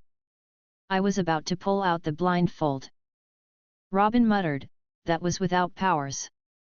Yup, I said, adjusting my collar. You're welcome. She turned to the rest of them. That's what real sparring looks like. Intent without damage. Control without hesitation. Everyone else rotate partners. You're going 3 more rounds each. Groans followed. I walked off the mat and flopped onto the bench. Superboy sat near me, arms still crossed. Watching. You gonna step in again? I asked. He shook his head. Already did. Don't like hand-to-hand. I like it fine, he said. Just not when it's with rules. I tilted my head. Because you lose with rules. He didn't answer. That's okay, I said. I cheat too. He looked over, barely smirking. I leaned back and shut my eyes for a second. The others were already starting round 2. Mgan and Aqualad. Wally and Robin. Black Canary circled them slowly, hands behind her back, calling out form corrections, stopping them mid-motion when they slipped. I listened quietly. Then opened one eye. And said, so when's the real training start? Chapter 9, Fake City, Real Hits. 1200 hours. Mount Justice training wrap-up. Black Canary dismissed us after our final sparring rotations, and everyone dragged their feet back to the main level like they'd just been through a war zone. Technically, they had. Superboy nearly cracked a reinforced wall during round 3 with Aqualad. Robin lost a toothpick bet to Wally. Mgan accidentally levitated Calder 10 feet into the air. It was fun. I didn't sweat once. Stretch, shower, refuel, Canary said. Red Tornado will follow up with your field schedule. Aqualad nodded respectfully. Thank you for your time. Robin gave a half salute and mumbled something about reviewing footage. Wally went straight for the fridge. Superboy didn't say anything. Mgan smiled faintly, then hesitated, glancing toward me as I trailed at the rear. Gojo, she said, hovering just behind me, you did really well. I looked over my shoulder. Of course I did. I mean, she smiled a little more. You fought Canary without powers. She fought me, I corrected, smirking. I let her think she had a chance. Superboy, passing by, muttered, she nearly floored you. I called after him, nearly being the key word. He didn't stop walking. Red Tornado's voice cut an overhead before I could fire back. Team. Report to the hangar. Simulation exercise has been authorized. Robin perked up immediately. Finally. Kid Flash already had a sandwich halfway in his mouth. Simulation. Field test, Tornado confirmed. Mock urban engagement 100% randomized elements. No live targets. Full safety protocols in effect. But mission parameters are active. Superboy stopped near the Zeta tube, arms still folded. We're being tested again. It's part of your rotation, Tornado said. This one involves a scenario requiring urban extraction, protection of civilian holograms, and hostile suppression. Aqualad nodded. Good. We haven't trained together in that environment. I raised a hand. Question. Yes, Gojo. Do I get to blow something up this time? As long as you don't destroy the simulation hardware, Tornado replied flatly. Robin grinned. That's basically a yes. Perfect, I said, stepping into formation. Let's go play heroes. Simulation Chamber Mock City Zone Delta. Designed to resemble a mid-sized commercial district, half-collapsed buildings, a grounded bus, half-lit traffic signs, fire hydrants, scaffolding, civilian holograms walking preset paths. Above it, artificial sky, drone-monitored weather systems. Basically, Gotham, but fake. We materialized inside the drop zone with a flash. MGAN hovered instantly, scanning the environment. 3 hostiles northwest. Civilian presence confirmed near Building 12. Superboy crouched low, eyes narrowing. No sign of movement yet. Aqualad gave a nod. Robin, Gojo, with me. Kid Flash, perimeter sweep. MGAN, air support. Superboy take point. Copy, Robin said, already pulling his grapple. I rolled my neck. Just say when. Team, Tornado's voice cut in from above. Begin simulation. Superboy vaulted forward immediately, a 2-story leap up onto a parking structure. He landed hard, scanning below. I followed Robin and Aqualad through an alley toward a market square. MGAN drifted overhead, eyes glowing as she relayed information directly into Calder's mind. 2 hostiles ahead, Robin said. Android proxies. Wally's voice cut in. Southwest quadrant's clear. Looping back. Gojo. Aqualad asked. Want me to take them down? Contain, don't destroy. I sighed. You're no fun. Robin launched a flash bomb forward to bait movement. 2 androids, a matching pair shaped like armored thugs, stepped out from behind a mail truck. Their movements were rigid. Typical League drone ace. I raised my hand. Blue flickered into my palm, tight, focused, non-destructive. The blast hit the lead android dead center and yanked him backward into the wall with a thunk. Non-lethal. Mostly. The second moved fast, swinging a faux energy baton at Robin. Aqualad stepped in, water blades ready, and intercepted the strike. Robin flipped over his shoulder and planted a disc on the drone's back. Electromagnetic pulse triggered. Shut down in 3 seconds. 2 down, Aqualad confirmed. Try to keep up, I added. We pushed further into the simulation city. Sirens whined faintly. The civilians screamed in cycles, pre-programmed loops. MGAN hovered over Building 12, pointing. Hostile inside. Multiple civilians. Structural instability. I turned to Aqualad. Want me to collapse the building before or after we save them? After, he said sharply. Superboy was already inside. We saw the wall buckle as he smashed through it with a shoulder charge. Seconds later, a section of the upper balcony collapsed. Gojo. MGAN called. He's inside. I moved. No teleportation tornado disabled that for this test. So I ran straight in. Inside the building, smoke filled the hallway. Cracks in the ceiling. Dust. Not real, but close enough. Superboy had his arms over two civilian holograms, shielding them from debris. You good? I asked. Ceiling's unstable. I reached up. Tapped the air. Infinity expanded in a dome. Ceiling debris froze mid-fall. All of it locked in place. Got you covered, I said. He nodded once and moved the civvies out. I followed, releasing the dome just after. Building creaked. Collapsed behind us in controlled demolition. Tornado confirmed it in our earpieces. Civilian extraction complete. Objective 1 clear. Wally rejoined us. Hey, did I miss an entire building falling over? No, Robin said. You missed Gojo catching it midair. Wally looked at me. Can you do anything not overpowered? Sure, I said. I can stand still and let you pretend you're fast. Before he could respond, Mgan dropped into a hover. Last hostile group is regrouping at the plaza. Final phase. Superboy cracked his knuckles. My turn.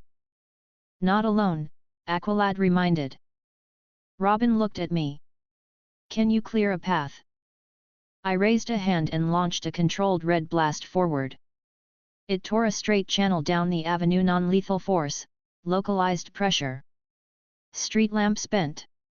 Pavement cracked. Drones were launched back. Path is clear, I said. You're welcome. We charged. Final fight was short. Superboy led the charge. Mgan lifted debris. Robin ran interference. Kid Flash kept the flanks sealed. I locked down airspace. 4 drones. No survivors. Simulation ended with a high-pitched tone. Mission complete, Tornado said. All objectives cleared. No civilian casualties. Minimal property damage. Minimal for me, I corrected. Robin grinned. We actually worked together this time. Mgan smiled. We're improving. Aqualad nodded. Let's hope Batman agrees. Back in the control room, Tornado reviewed the logs. Coordination has improved. Team response time is above standard. Execution remains dependent on Gojo's power too frequently. Consider adjustment strategies. I yawned loudly. So I'm being punished for being too good.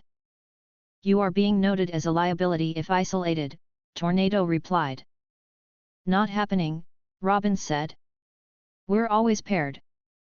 Still, Tornado said, each of you must be able to adapt without Gojo's support.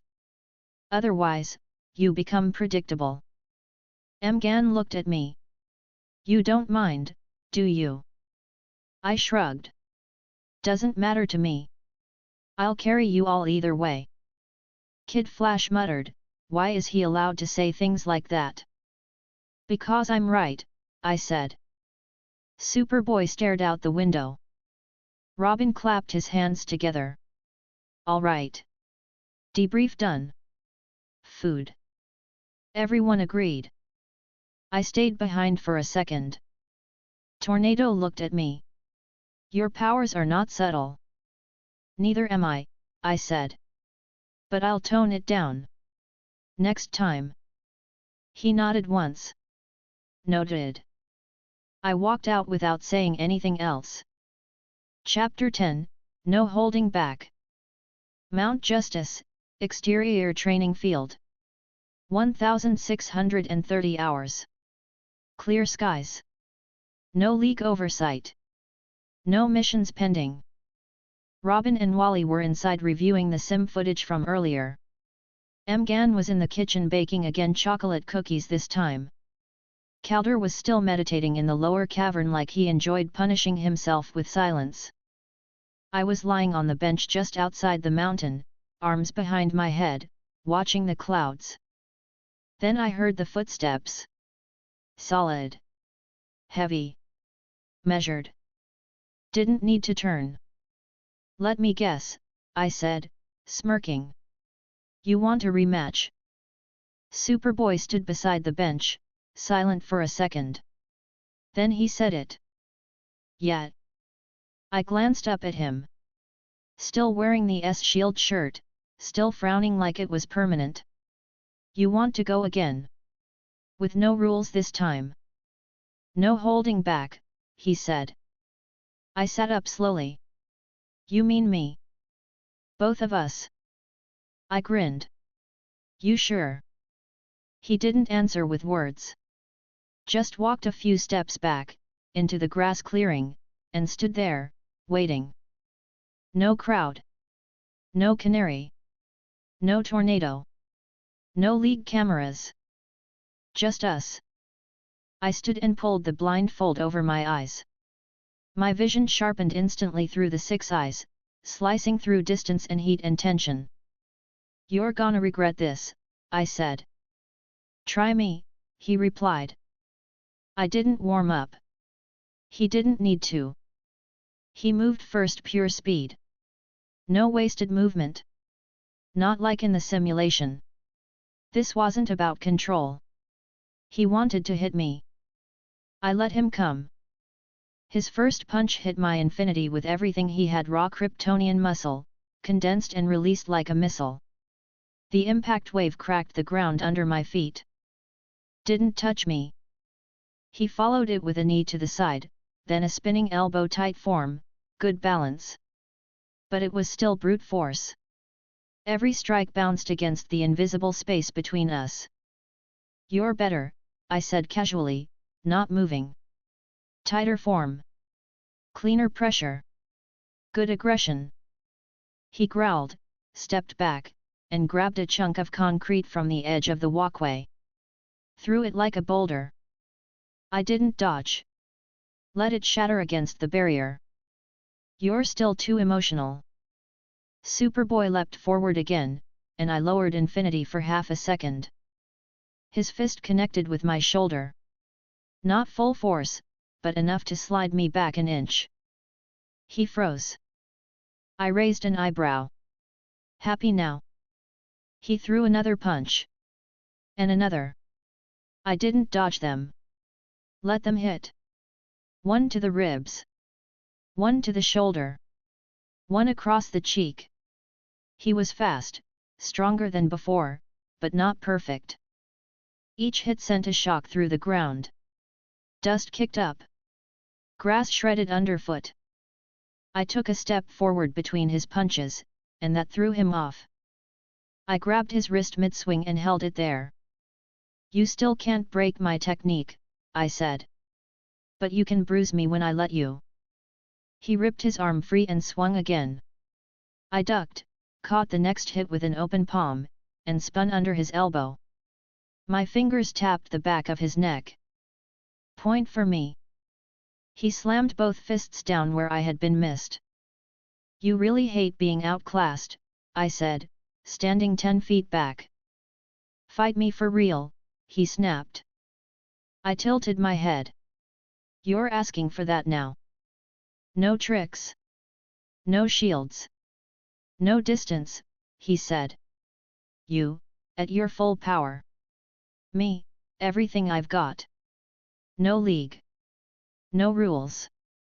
I exhaled once. No smile this time. All right. Infinity, off. The pressure shifted instantly. I saw it on his face. The tension in the air dropped. The sense of untouchability was gone. Now he could hit me. Now I could hit back. He didn't waste time. He lunged forward again, this time landing a punch clean into my chest. I slid backward, caught myself, then launched forward myself, closed the distance in a blur. I snapped a front kick into his stomach. He blocked it with both forearms and slid 10 feet. He grinned. I activated cursed energy reinforcement through my legs and sprinted straight at him. We clashed in the center of the field, punches blocked, kicks redirected, every hit heavier than the last. I ducked under his swing and landed an elbow to his ribs. He took it, twisted, and slammed a headbutt into my chin. I staggered half a step. Wiped my lip. Finally. I twisted my body and threw a spinning heel kick into his side. He flew back, hit the ground hard, and bounced. Dirt and grass tore up in a line behind him. He got up. Bleeding from the nose. Still standing. "You're not invincible," he said. I rolled my neck. "Never said I was." He charged again. Faster now. He wasn't thinking anymore, he was fighting.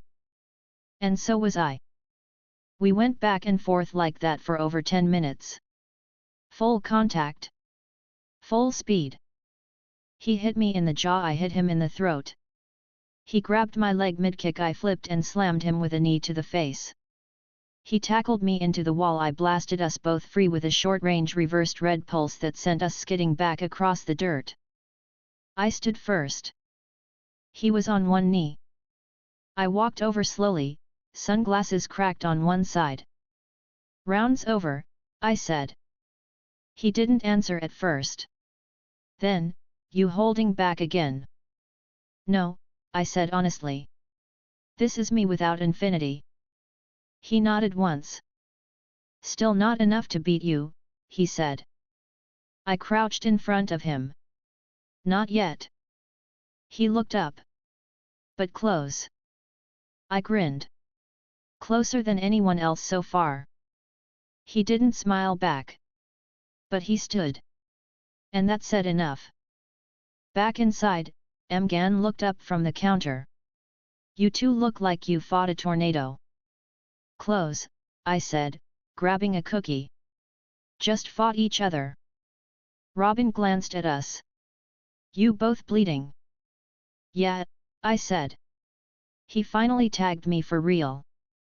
Superboy sat down on the couch, arms resting on his knees.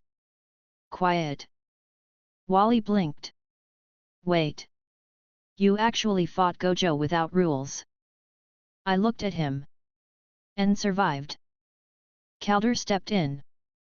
"That will not help your injuries recover." "It helped something," Superboy muttered. Robin asked, "You gonna ask Batman to sanction that next time?" "Nope," I said. "Too much paperwork." They laughed. I sat down next to Superboy, both of us breathing a little heavier than normal. "Good match," I said. "Next time," he replied. "No holding back from the start." I smiled, laid back, and bit into the cookie. "You got it." Chapter 11, Welcome to Santa Prrisca. 2200 hours.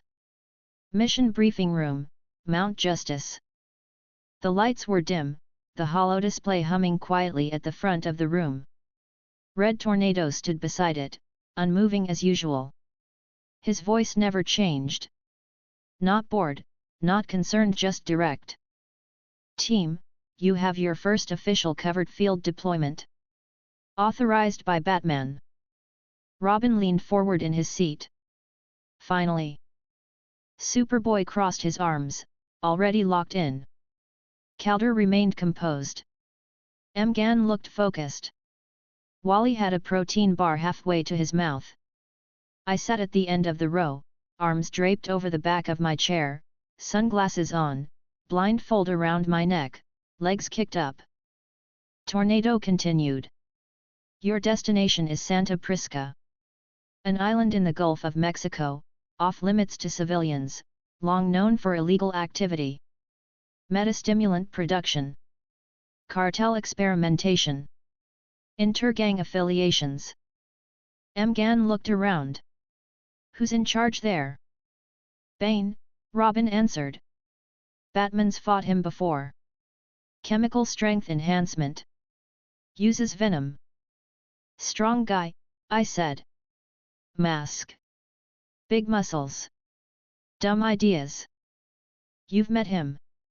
Calder asked. I gave a lazy grin. Nope. Just not impressed. Red Tornado displayed the satellite footage heat signatures, infrared mapping, an overhead view of the jungle coastline. Your objective is reconnaissance. Stealth insertion. You are not to engage Bane directly unless absolutely necessary. You are to observe and confirm, who is backing him, what their shipments contain, and where they are being delivered.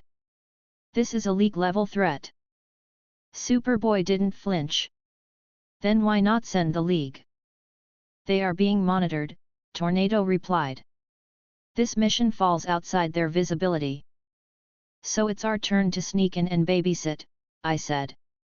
Robin smirked. With style. Mission clock starts at 0:00, Tornado said. ETA to target zone is 40 minutes. You deploy via bioship. Nighttime drop. Cloaked approach. Do not be detected. I raised a hand lazily. What's the plan if we are detected? You are to extract immediately, Tornado said. Avoid direct combat. Got it, I said, already standing. No nukes. No hollow purple. No blowing up the jungle. I'll behave. See that you do, Tornado replied. Superboy gave me a look. Can you actually be stealthy? Of course, I said. I'm good at everything. Bioship, en route to Santa Prrisca. 0040 hours. We flew silent. Lights off. Hull cloaked. Inside, the team was spread out and quiet. Wally was tapping his boot nervously. Robin had his head down, scanning the mission data again. Aqualad stood near the viewport. Mgan sat at the controls, focused. Superboy stared straight ahead. I lounged near the rear, arms behind my head, ankles crossed. All right, I said, breaking the silence. What's everyone bringing to the table? Robin didn't look up. Hacking gear. Listening tech. Optical microdrones. Aqualad spoke next. Atlantean sensors, stealth form water blades. Communication tags. Fastest guy in the field, Wally said, trying to look confident. Super strength, Superboy added. Mgan looked back. Mental tracking, short-range telepathy, and ship link control. They all looked at me. I smiled. I have sunglasses. No one responded. Also space-time manipulation, cursed energy detection, and absolute defense, I added. But yet, mostly the sunglasses. Just don't use hollow purple, Robin muttered. No promises, I said. Mgan's voice came through the ship's internal speakers. Approaching the drop zone. 10 seconds. We all stood. I adjusted my blindfold. No need to go flashy tonight. Just the 6 eyes on low range. Mgan hovered the ship just above the canopy line. Stealth mode engaged. Ready when you are. Calder gave a quick nod. Team, drop in. We hit the jungle floor in pairs. Robin and Kid Flash went west. Superboy and Mgan took the northern ridge. Calder and I went south, circling toward the base perimeter. Dense brush. Humid air. Night vision barely necessary with 6 eyes active. Calder whispered, "You don't need to activate your barrier." "I know," I said. "This is me being subtle." We approached a ridge. Below, we saw it Bane's operation. Concrete buildings carved into the cliff. Floodlights. Guards with rifles. Trucks. Barrels marked with chemical symbols. Shipment crates. And venom. Lots of it. Visual confirmed, Calder whispered. I count 15 guards. 1 central warehouse. 2 outposts. I nodded. 3 sniper nests. One cloaked figure near the east gate. Not Bane. Can you identify them? No league record match, I said. No cursed energy, either. Just tech-based. Calder tapped his COMM. Robin. Do you see the east gate? Robin's voice crackled in. Yeah. There's someone watching the transport area. Not one of Bane's guys. Superboy cut in. Want me to move in? No, Calder said. Hold position. Gojo, can you get closer without being seen? I smirked. You're finally using me properly. I moved. No sound. No flash. Just movement. Infinity off. Footsteps light. I blinked past 2 patrols, stepped over a laser tripwire, and perched on the metal scaffolding above the east gate. The figure moved, black and green armor, short-range pulse rifle, face covered, voice scrambled.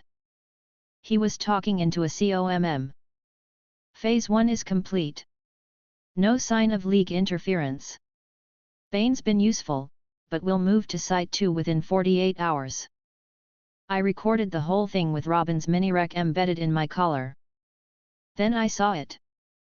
A secondary convoy. Deep in the back. Shielded trailer. Lead casing. Encrypted locks. I activated 6 eyes to scan inside. Tech. Biocomponents. Something living. Not Bane's. Someone else was using this base. I dropped back and whispered into comms. We've got guests. Unknown operative. Second site. Living cargo. Copy, Robin said. Fall back. I started moving. And then one of the guards spotted Superboy. Of course. Gunfire erupted instantly. Alarms flared. Mgan's voice came through the comms. We're made. Superboy's voice, my bad. I sighed. So much for her stealth. Calder shouted, fall back. Regroup at extraction point. I stayed still. The east gate guard turned toward the noise. His rifle powered up. I stepped behind him and tapped his shoulder. Hey! He turned. I hit him in the stomach with a light red pulse. He flew across the lot and crashed through 3 crates. Gunfire erupted across the compound. Robin! I shouted. You want quiet, or can I go loud? Contain, don't destroy. Boring, I said. I dropped down into the middle of the compound and raised a hand. Infinity, activated. Bullets stopped in the air. One guard tried to run. I blinked to his side and knocked him out with a casual backhand. Superboy tackled 2 more through a wall. Calder waterlocked the central truck's engine block, disabling it. Robin planted EMP chips across the convoy. Wally blurred in and grabbed the data pads off the tables before anyone noticed. Mgan lifted the surveillance tower and tossed it into the sea. I stood in the center, calm, untouched, watching the chaos slow to nothing. The last guard dropped his rifle and ran. Smart. Tornado's voice came through. Extraction available. Bioship approaching coordinates. I turned to the rest of them. Fun's over. Superboy walked past me. You're still overpowered. Yep, I said. And still humble. Back on the bioship, Robin reviewed the stolen files. Definitely not just Bane's operation. There's outside funding. Possibly Cobra or Intergang. And that thing in the trailer? Cloning tech. Cadmus again? Superboy asked. Maybe, Robin said. Mgan looked worried. So we'll have to go back. Calder looked at me. What did you see? Something alive. Something quiet. Not ready yet, I said.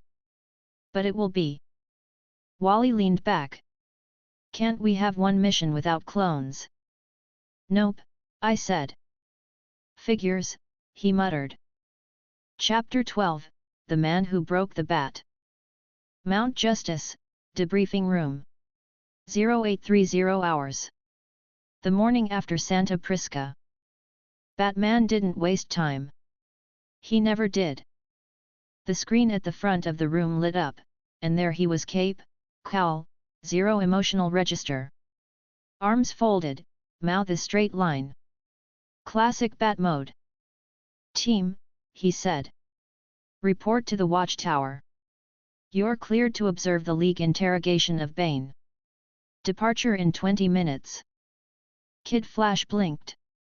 Wait. We get to sit in on that. Robin leaned forward in his seat. No way he does that without a reason. Batman doesn't do anything without a reason, Aqualad said. I sat backward in the chair, arms draped over the backrest.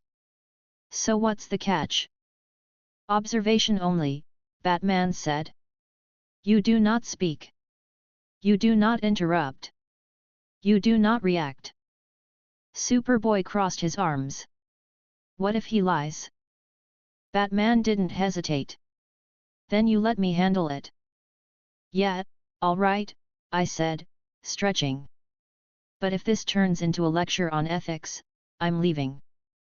Batman didn't look at me. Probably a win. Robin stood. We're really doing this, hey. You already did it, Batman said. This is just the follow-up. Watchtower holding Sector 2. High orbit. League airlock clearance. 0922 hours. We arrived as a unit. Mgan hovered near the back, silent. Aqualad was all composure. Robin looked excited, but masked it well.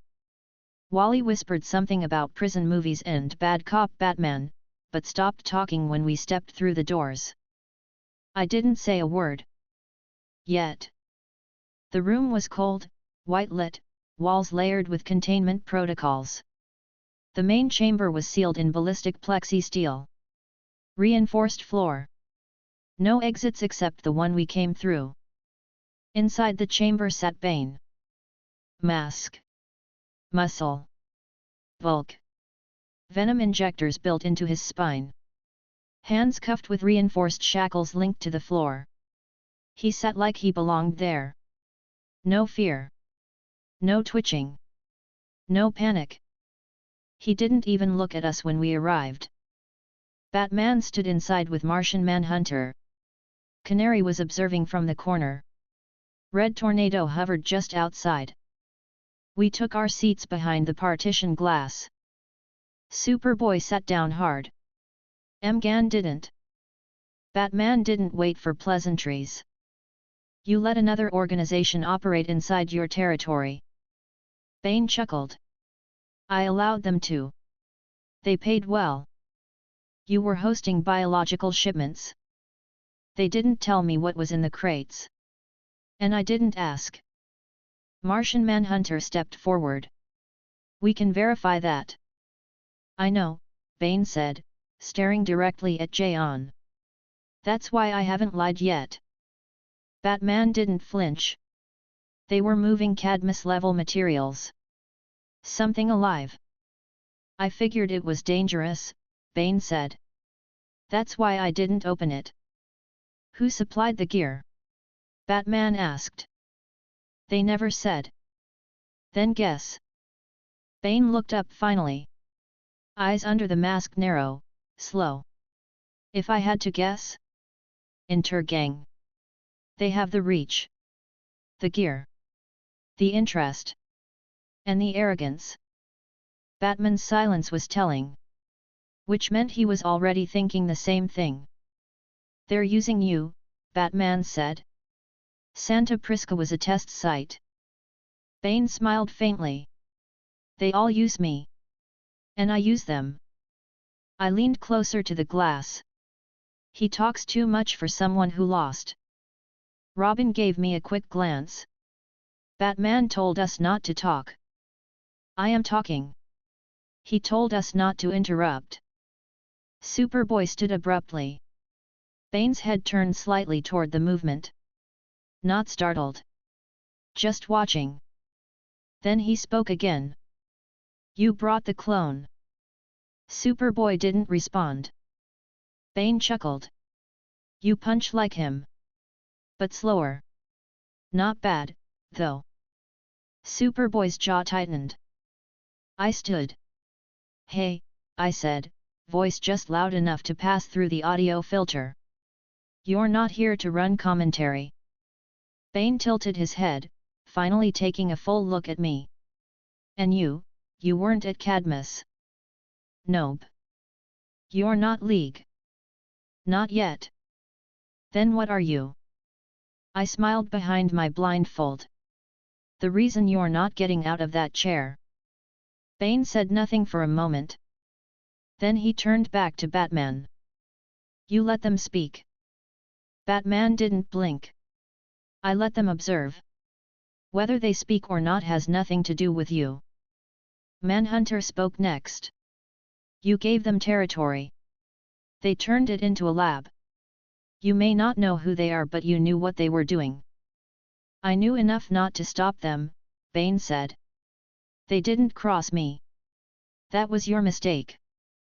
Batman stepped forward once. You'll stay here. The League has questions. I'm not answering them, Bane said. Then you'll sit in silence. I've done worse. Good, Batman said. You'll do it again. He turned. Walked out. Canary followed. Manhunter didn't move yet. Bane leaned forward in his seat, facing the glass. You want advice, he said, directing it at Superboy. Stop looking for his approval. You'll never get it. Superboy's fists clenched. M'Gan whispered, don't. He didn't respond. I stepped in front of him. Don't give him what he wants, I said. He's trying to make you angry. Because that's the only thing he knows how to do. Bane smiled. I tilted my head. You'd be a lot scarier if you weren't chained to the floor. Take off your blindfold, he said. I shrugged. You wouldn't last 3 seconds. He said nothing. Jaeon turned toward us. It's time to go. Watchtower, exit corridor. 1007 hours. We walked in silence. Robin finally broke it once we were past security. Well, he said, that was intense. No kidding, Wally added. That guy is huge. You think he ever skips leg day? Superboy was quiet. M'Gan walked next to him. You didn't do anything wrong. He's right, Superboy said. I raised an eyebrow. About what? I do want Superman's approval. So it's pathetic. No, it's normal, I said. You were made to replace him. You want to prove you're better than him. Welcome to the club. Superboy looked at me. You don't care what people think. Of course not, I said. I know I'm better. Wally groaned. Can we get lunch now? Batman's voice cut in through the corridor speakers. Debrief in 15. Mount Justice. Robin sighed. Guess not. I cracked my knuckles. Don't worry. I'll bring the snacks. Chapter 13, The Gotham Job. Mount Justice, Mission Briefing Room. 1800 hours. Nightfall approaching. The lights in the mission room dimmed as Batman's figure came into view on the screen, cape folded, posture perfect, voice flat as usual. There's a target in Gotham. You're going in civilian. Robin sat up straighter. Finally. Kid Flash grinned, already stretching. Do we get to wear suits? No, Batman said. Wally deflated instantly. Lame. I adjusted my collar without sitting up. Define civilian. Because technically, I'm always dressed casually. This is a recon OP, Batman continued. No uniforms. No gear. No overt powers. Blend in. Identify the targets. Do not intervene unless absolutely necessary.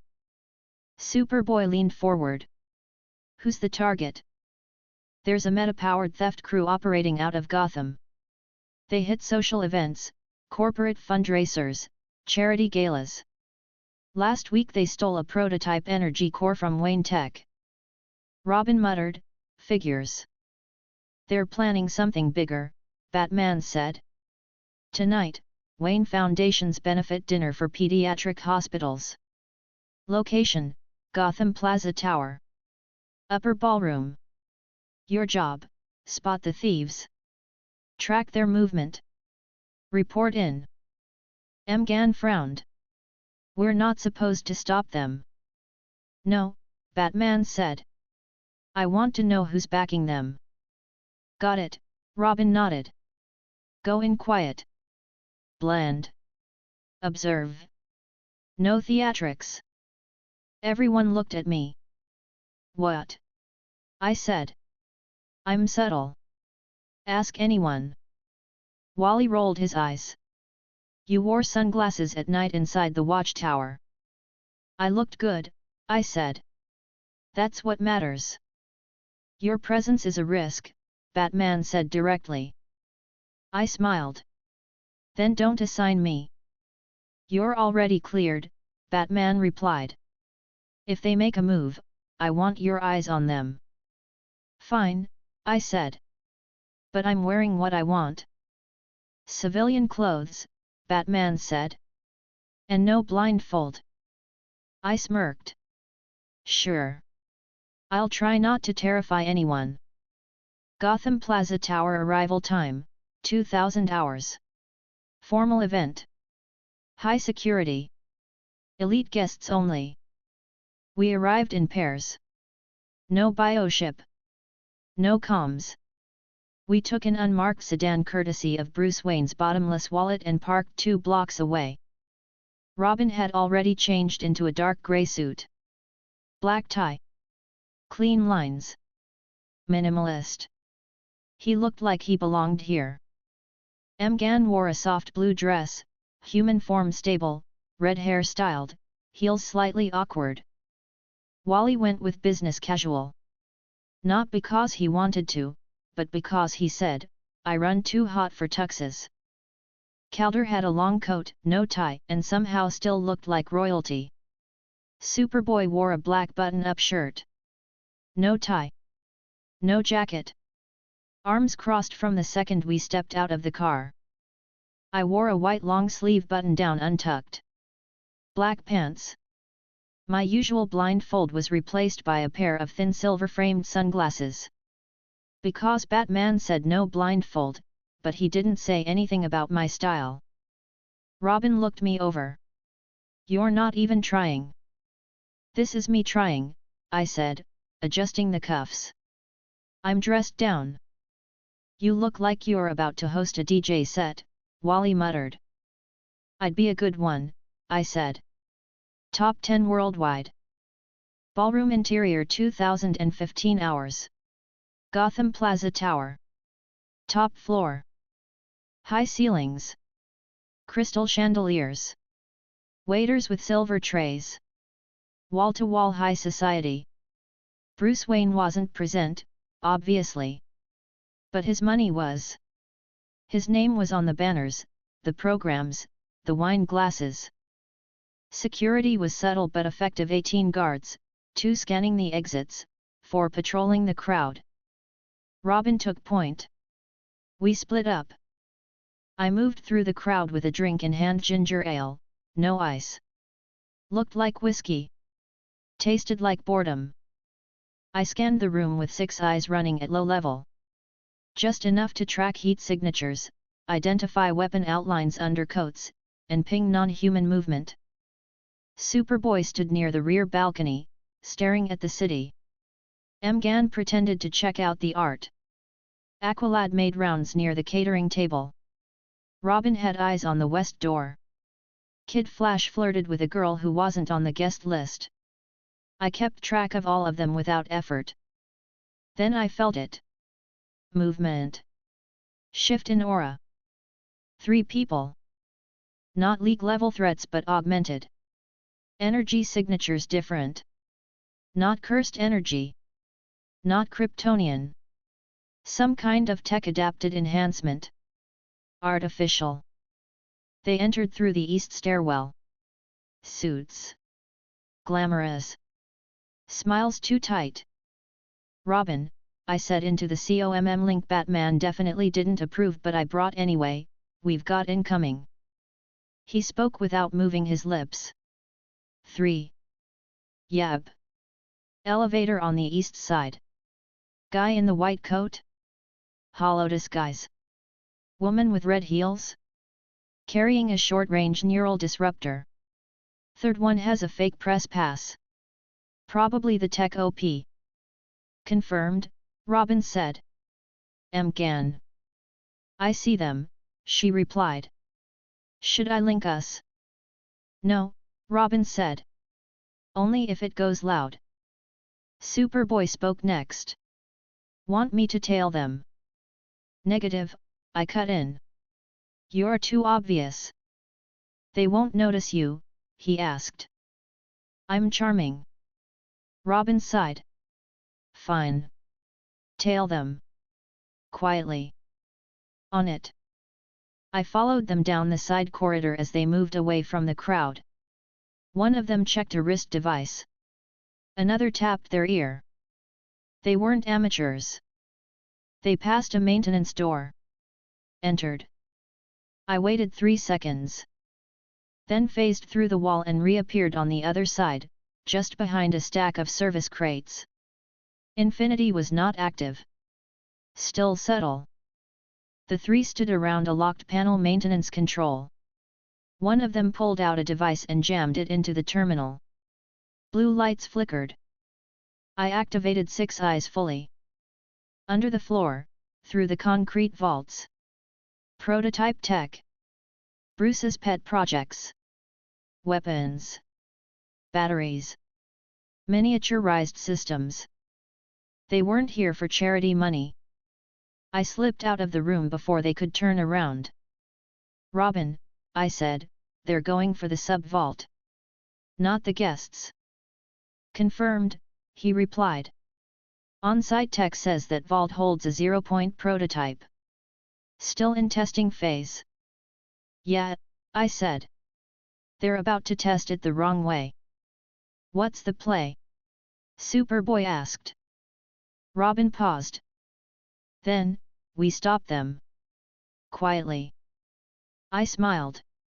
Finally. Maintenance tunnel, level B2. 20-32 hours. We met in the lower corridor. Robin, Calder, Mgan, Superboy, Wally, and me. We cut them off before they access the vault, Robin said. Aqualad and Superboy block the exit. Wally and Mgan handle the power junction. Gojo, you're with me. Sure, I said.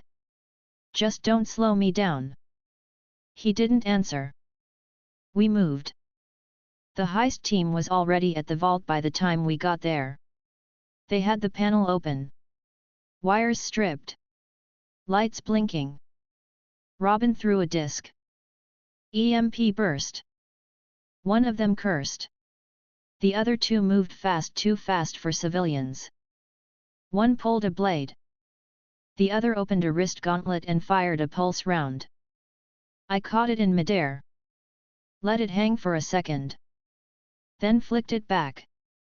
It detonated against the wall behind them. Hi, I said. Welcome to Gotham. You lost. One of them tried to rush me. I stepped aside. He missed completely. Tripped over Robin's leg and fell face first. The woman launched another pulse round. I blinked to her side and slapped the device out of her hand. She reached for a second too slow. I grabbed her wrist, twisted, and dropped her with a knee to the ribs. Robin handled the third with a tripwire and a stun disc. 30 seconds.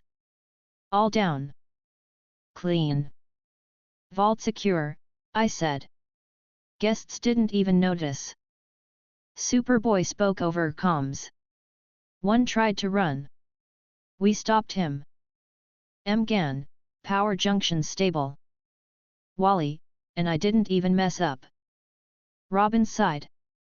Returning topside. Batman will want a full report. I looked at the unconscious thieves.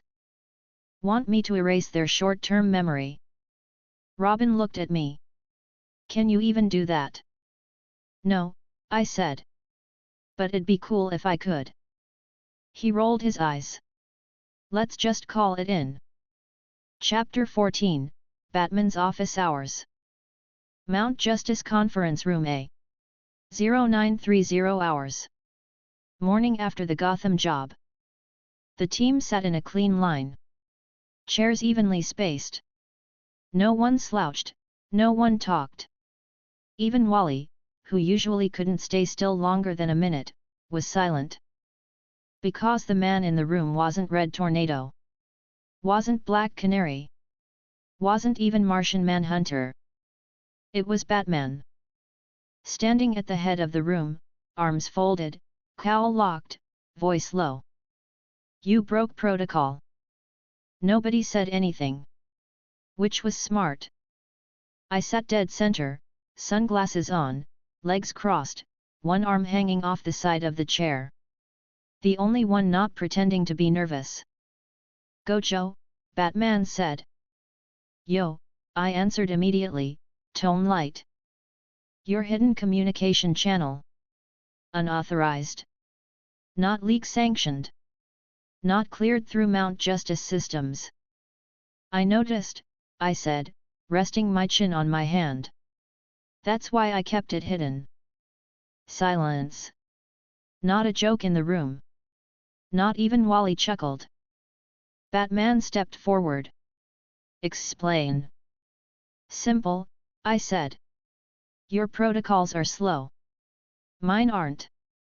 I like knowing where my team is, even when you're busy running 1,000 missions that don't include us. You don't get to make that decision. Already did, I said, smiling. Worked fine.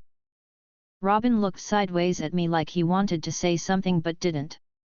Wally sunk a little deeper into his seat. Superboy stayed locked in place, arms crossed. Mgan looked down at her lap. I kept talking. You told us to track the enemy.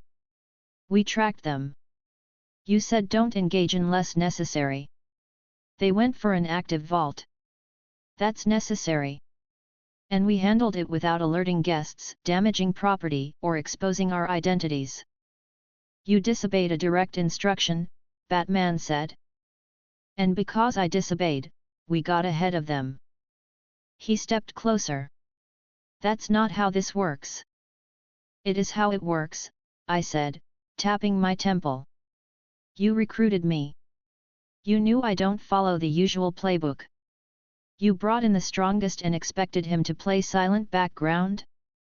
Come on. Robin muttered under his breath. Could have just asked to add a private COMM.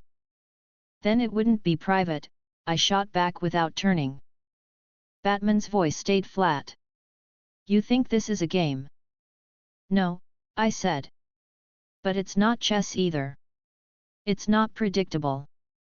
The league moves like it's always 5 turns ahead, but the field's always changing. I don't do rules. I do results. Batman didn't blink. What happens when your results cost lives? Hasn't happened yet.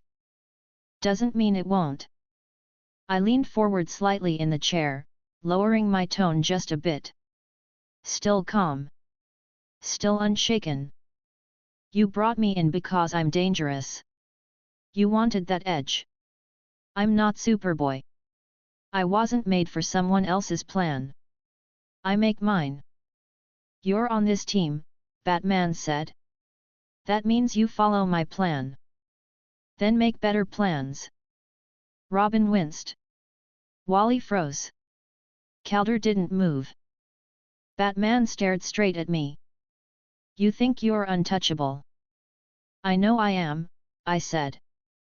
Long silence. Finally, Batman turned away. Team dismissed. Except Gojo. Everyone stood. Slowly. No one looked at me as they left. Superboy paused at the door, but I didn't say anything. He followed the rest out. Door shut. Just me and Batman now. He didn't turn around. Your abilities are an asset, he said, voice lower now. But you're not above the system. I'm not trying to be above it, I said. I'm trying to make sure it works. You're not the first one to think that. Yet, well, I said, the others didn't have 6 eyes. Batman turned to face me again. This isn't Japan. You're not operating solo. You don't answer only to yourself.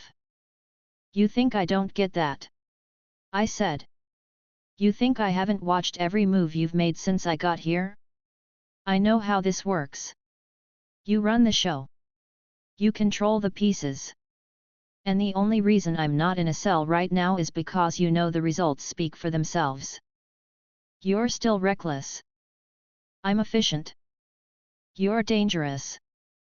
I smirked. So are you. Batman's jaw tightened for just a second.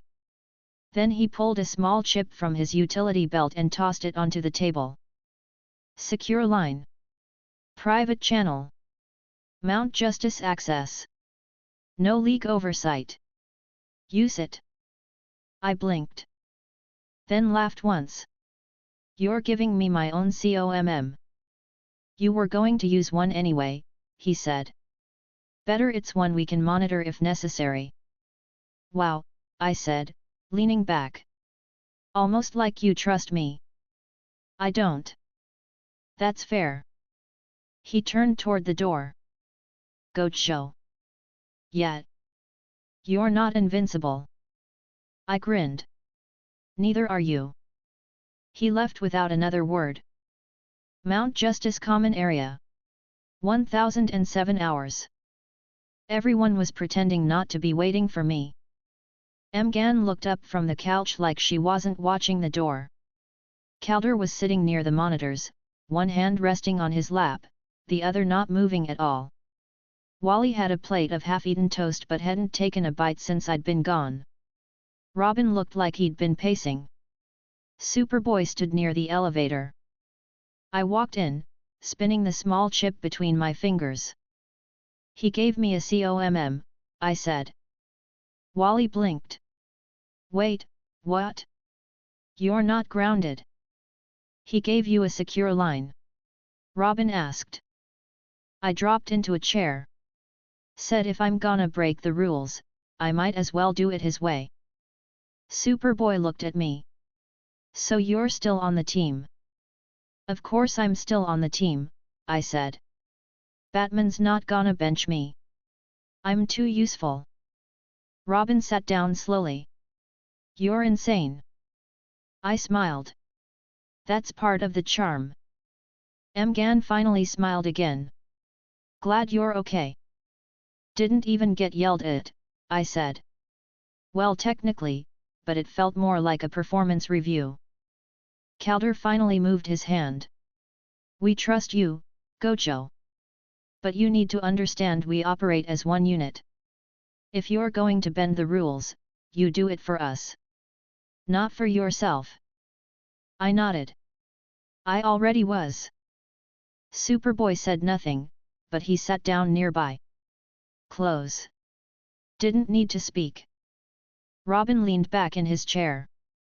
So, are we ever gonna talk about how you disabled 3 tech thieves in a ballroom without breaking a sweat? No, I said. Because I do that every week. Chapter 15, The Weakest Link. Mount Justice Exterior Training Field. 0815 hours. Clear skies. No alarms. No league presence. I had just finished my second cup of terrible Mount Justice coffee, tasted like someone boiled socks and poured it into a leak-issued thermos when I heard the voice behind me. Hey! I didn't turn. I knew who it was. Still, I gave him a second to doubt himself. Gojo. I sipped the coffee again, winced, and turned. You better not be about to ask me for more sparring advice. I already told you, if you keep running with your mouth open, you'll swallow bugs. Kid Flash stood 5 meters away. Arms folded. No snacks in hand, which was suspicious on its own. He looked serious. Or at least, trying to be. I want you to train me. I blinked once behind the sunglasses. Okay. You had a head injury recently. I'm serious, he said. I can tell. That's what makes it funny. I'm tired of being the one who gets pushed around. Last mission? You blinked and took out 3 guys. Superboy destroyed a wall. Robin cracked a vault. Aqualad disabled half a defense grid. I ran in a circle and almost tripped on a coat rack. I tilted my head. You did trip on the coat rack. He looked down for half a second. Then back up. Exactly. I tossed the empty cup to the side and stood. All right. You want training? Fine. But I don't do pep talks, and I'm not gonna lie to make you feel better. Good. You're not ready for combat at my level. I know. You're also not built like Superboy. You don't hit like Calder. You don't outcalculate Robin. You're basically a human-shaped rocket with 0 brakes. I know, he repeated. But, I said, you do have one thing the others don't. He looked hopeful for half a second. An almost unhealthy tolerance for sugar. He glared. I smirked. Fine. Let's get started. Training Field 0845 hours. Phase 1, Evaluation. I had him run 20 laps around the base perimeter. With weighted boots. Why am I doing this? He shouted over the wind. Because your top speed isn't the problem, I called back. It's your control. Lap 6, he almost clipped a tree. Lap 12, he slid into a bush. By 20, he was breathing hard and sweaty. I gave him a thumbs up. Cool. Now sprint again. This time, stop exactly in front of me. He tried. Overshot by 3 meters and fell on his face. Yikes, I said. Still allergic to precision. I've never had to stop on a dime before, he snapped. Then maybe you should have asked for training sooner. Phase 2, Reflex Training. I sat on a crate. Tossed rocks at him. Fast. He tried to dodge. Missed the first few. By the 5th, he caught one. Better, I said. Try again. This time, I flicked a small burst of cursed energy through the rock. Subtle. Barely perceptible. He caught it. Then dropped it instantly. Ow! That one was hot. Energy coated, I said. Welcome to how the world actually fights. You're not supposed to cheat during training. You think villains don't cheat? I asked, already tossing the next one. Newsflash, flashlight. This isn't track and field. There are no lanes. Phase 3, Combat Drill. 1010 hours. Clear field. No distractions. I raised one hand lazily. You land one hit, and we're done.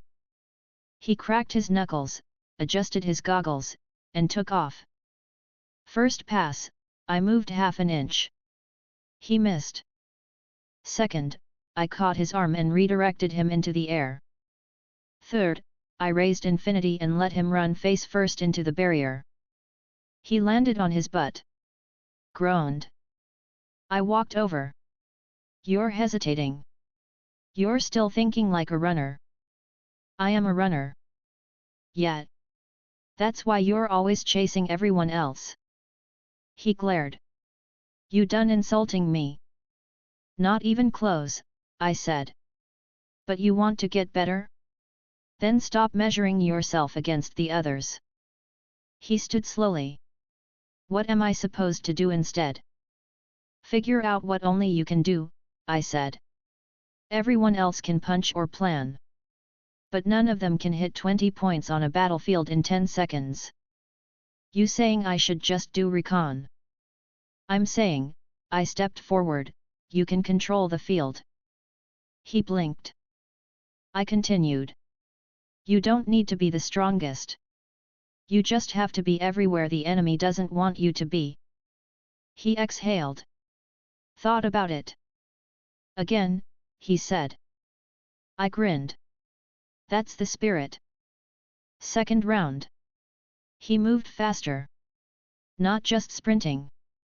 Circling. Testing angles. Watching my stance. Trying to bait a move. Smarter.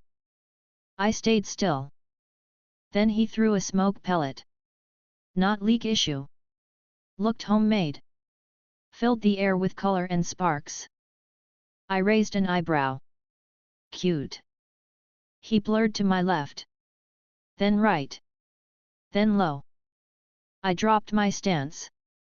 He tapped my shoulder mid-pass. I blinked. He stood 10 feet back, panting. That count? I checked. No damage. But he touched me. Through the smoke. Past my awareness. I smirked. Okay. I'll give you that one. He fist pumped. Yes. Don't get cocky, I said. You caught me by surprise. Won't happen again. I only need to get lucky once. Luck. I repeated. Nah. That was skill. Annoying, but skill. He grinned. So, training again tomorrow? Yeah, I said. Bright and early. Try not to eat 20 waffles before we start. He froze.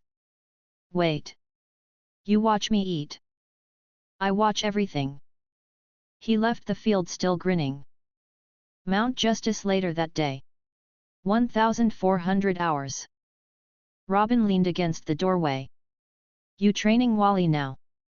Yup. How's that going? He's annoying, I said. But he listens. Why now? He asked. Robin tilted his head. He's always been the weak link in combat.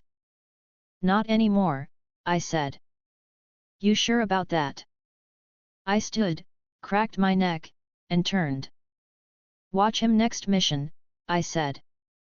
Then tell me if he still needs to catch up. Young Justice, Reborn as Gojo Satoru. Chapter 16, The Archer from Nowhere.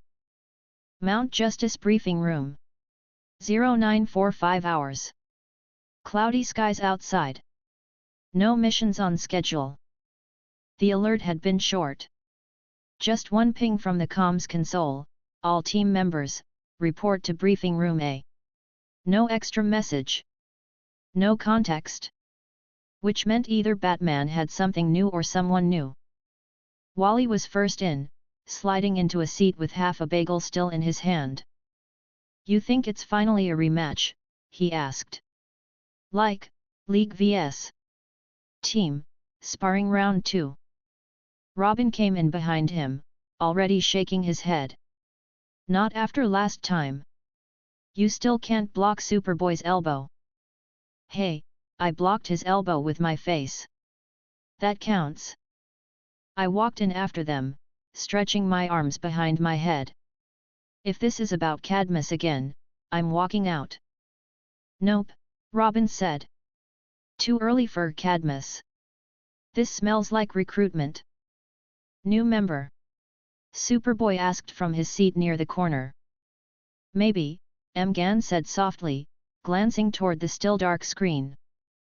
Calder stood by the center console, patient as always. And then the Zeta tube activated. Zeta tube online. Identity confirmed, Batman. Green Arrow. They stepped through side by side. Batman in full cape and cowl. Green Arrow dressed in full gear. Mask on. Hood down. He was smiling.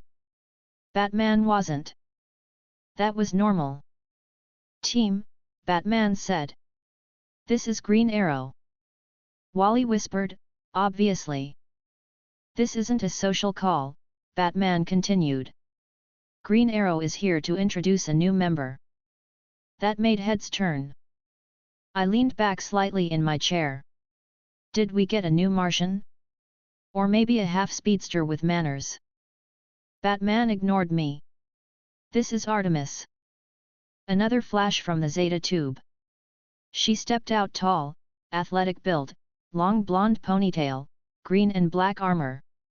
Mask over her face. Bow in hand. Not smiling. Wally blinked.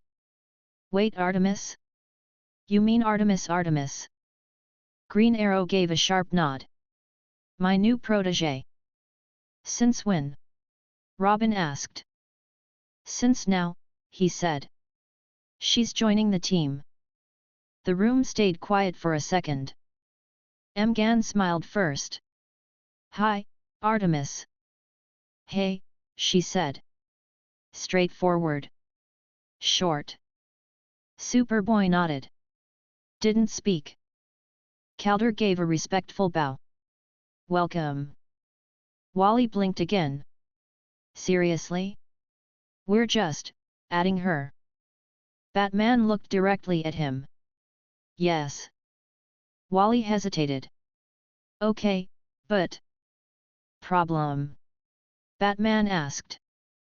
Wally immediately sat back. Nope. No problem. I looked Artemis over. Quick visual read, Bose custom made. Carbon frame. Arrows magnetically attached. Grip tape worn only on the right side, strong draw. Posture wasn't stiff, but not relaxed either. Her mask's lens flickered once built-in rangefinder, probably infrared adaptable. Breathing steady. Eyes tracking movement, not locking on any single target. Not a civilian. Not a beginner.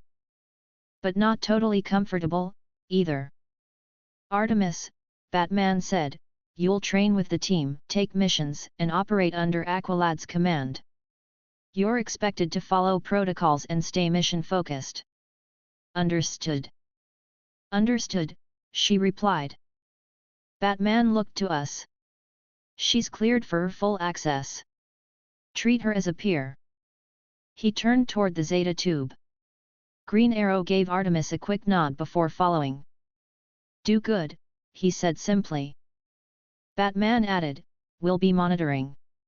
Then they were gone. Mount Justice Common Room. 1010 hours. Everyone filtered out of the briefing room except Artemis. She stood near the wall, arms crossed, bow slung across her back. No one spoke to her right away. I walked over, hands in my pockets, and stopped a few feet away.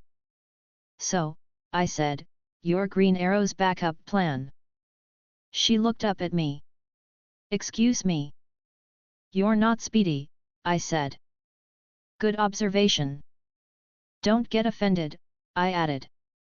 I'm not criticizing. Just pointing out the obvious. You're not the Archer we expected.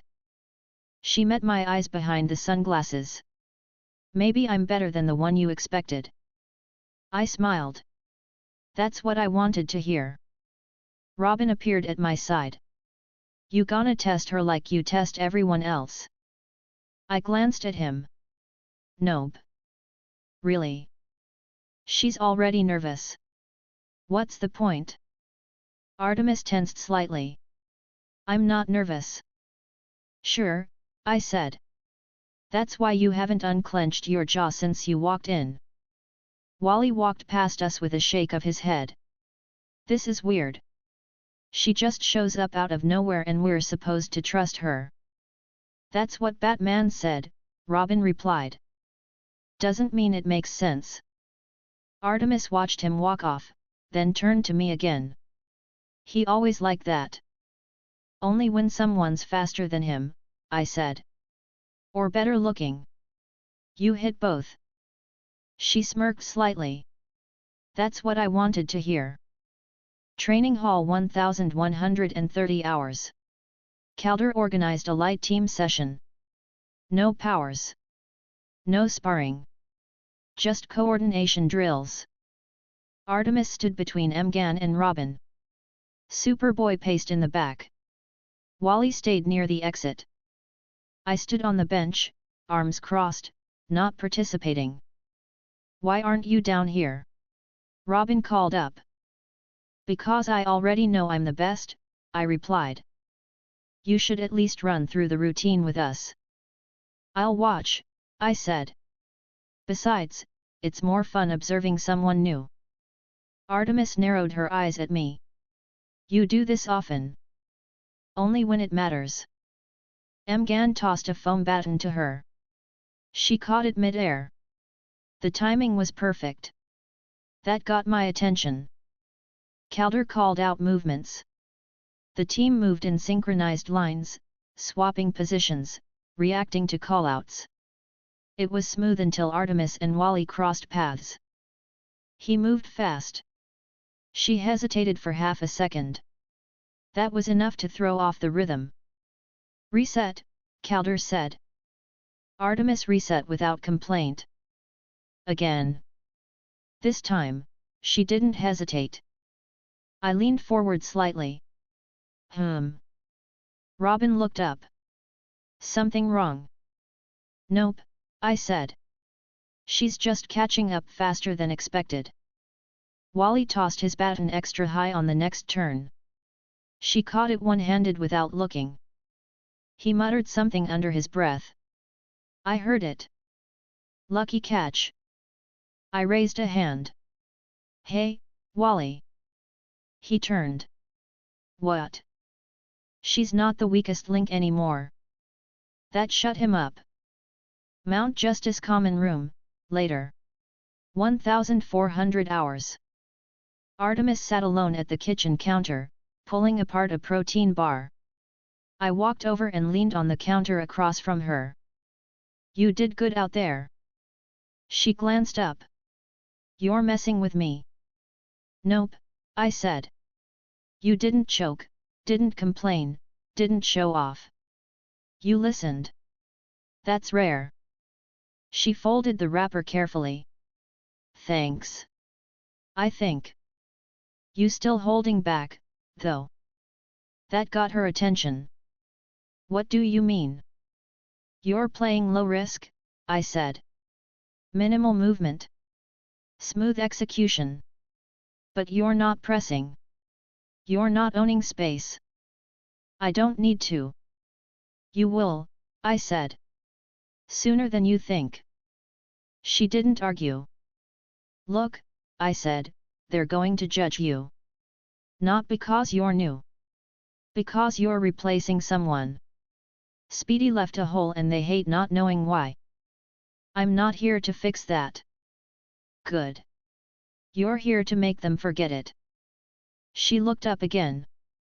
This time, no hesitation. I will. Then we're good, I said. Welcome to the team. Chapter 17, Frozen Signal, Buried Secrets. Mount Justice Mission Briefing Room. 0430 hours. The alert hit before sunrise. Most of the team arrived in half-dressed states. Wally had one shoe on. Mgan was brushing out her hair with fingers. Superboy looked like he hadn't even slept. Artemis showed up already in gear. Robin was yawning. Calder looked like he'd been up an hour early, as usual. I strolled in last. Wide awake. Sunglasses on. No jacket. Just my long-sleeve shirt half unbuttoned and coffee in hand. Morning, I said, dropping into the chair. Don't worry, I already drank the bad pot. Robin shot me a tired glance. You made the bad pot. Semantics. Red Tornado stood at the head of the room. Voice even, eyes glowing faintly. At 0412 hours, the League received an automated distress ping from a sealed Cadmus facility.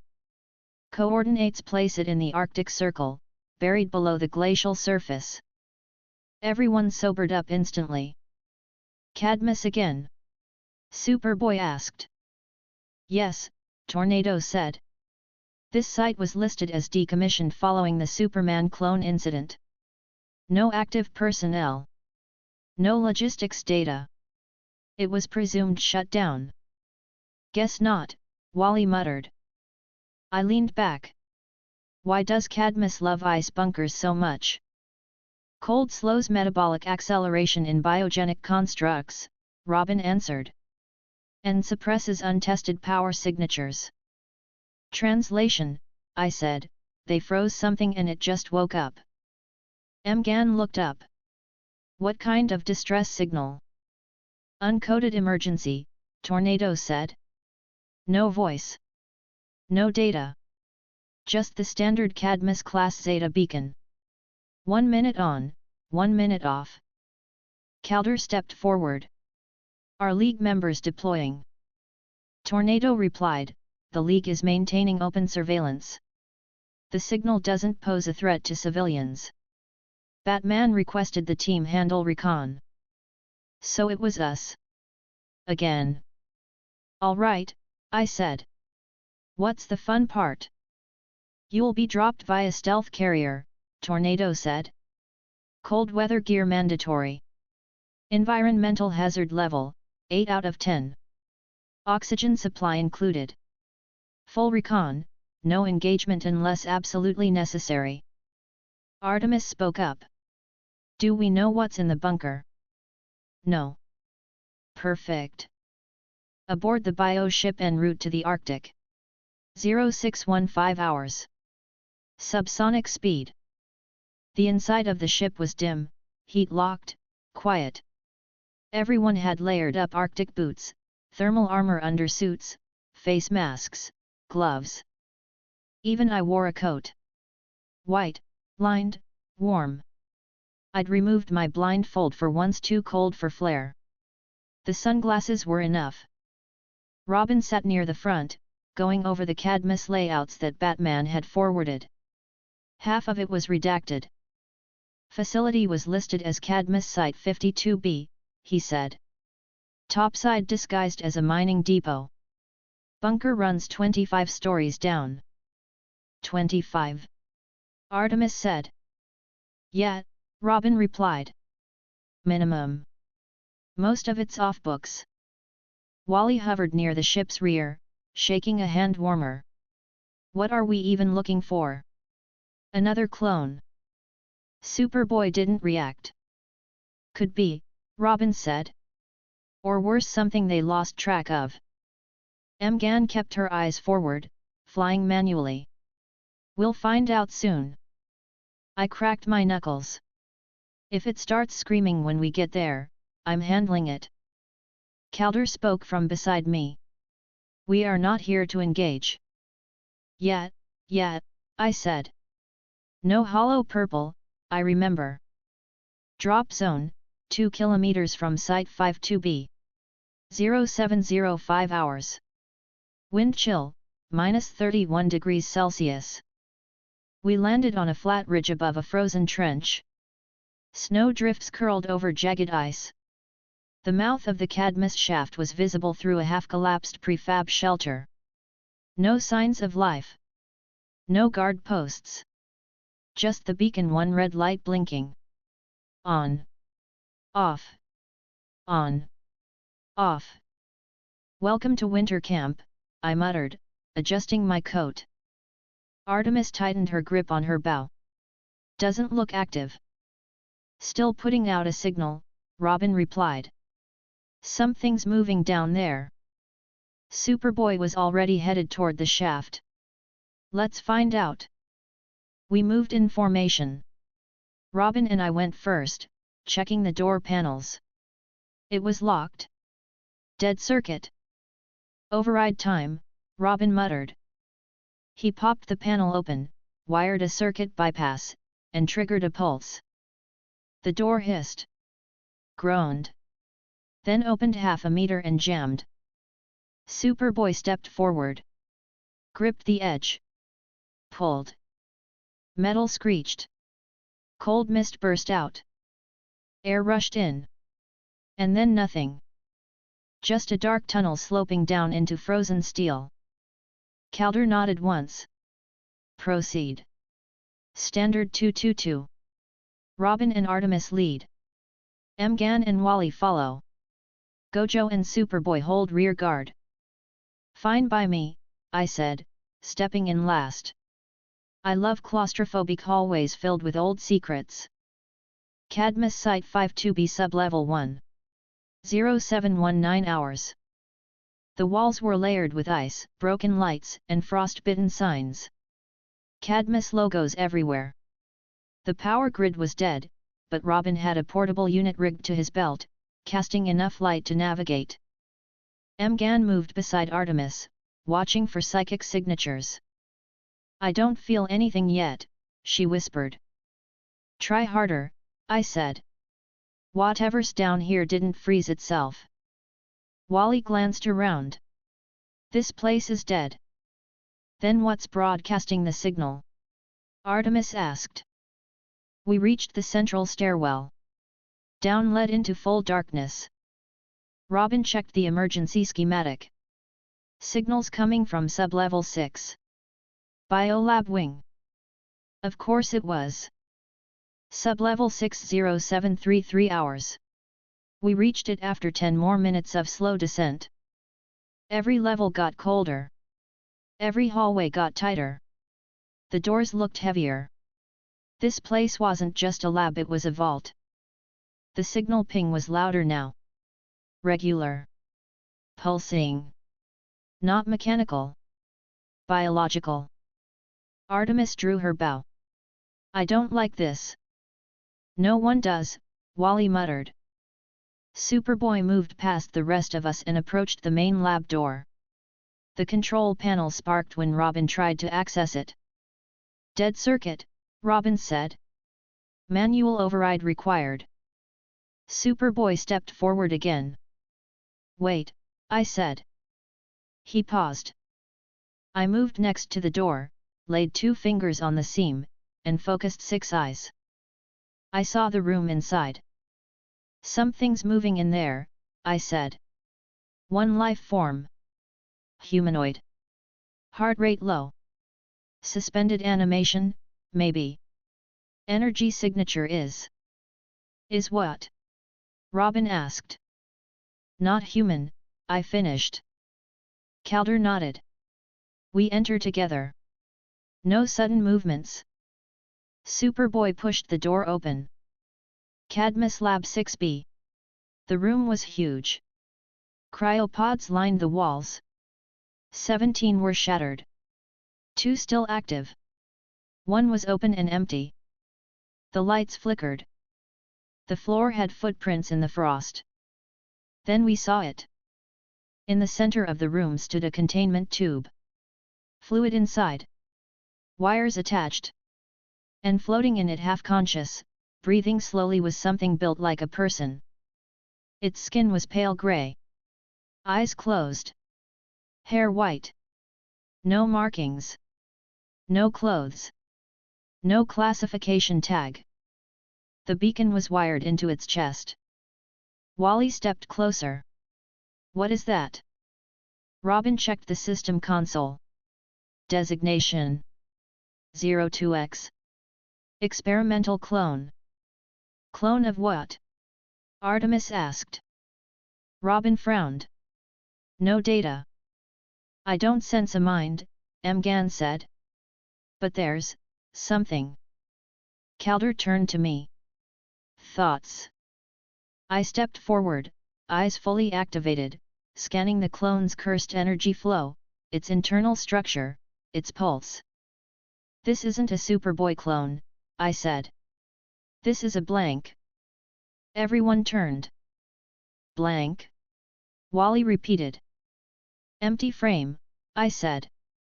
No identity, no programming, no orders. Just raw potential. Then why did it activate now? Artemis asked. I pointed to the broken pod next to it. Because the other one got out. Silence. Life signs? Calder asked. I closed my eyes. 6 eyes expanded. There's something moving 3 levels down. Not tagged. Fast. Breathing. Warm. Superboy stepped forward. Let's go. I held up a hand. We go carefully. This one isn't just a clone. It's something else. Calder nodded. Robin, mark this chamber. Mgan, ping the League.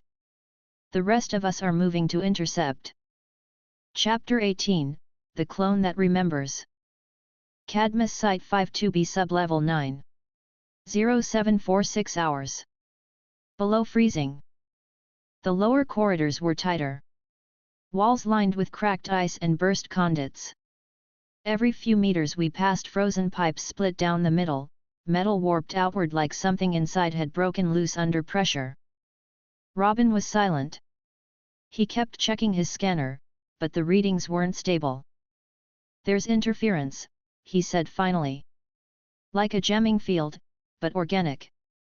It's scrambling the signal bounce. Cadmus tech, I muttered. They probably didn't want their little experiments calling home.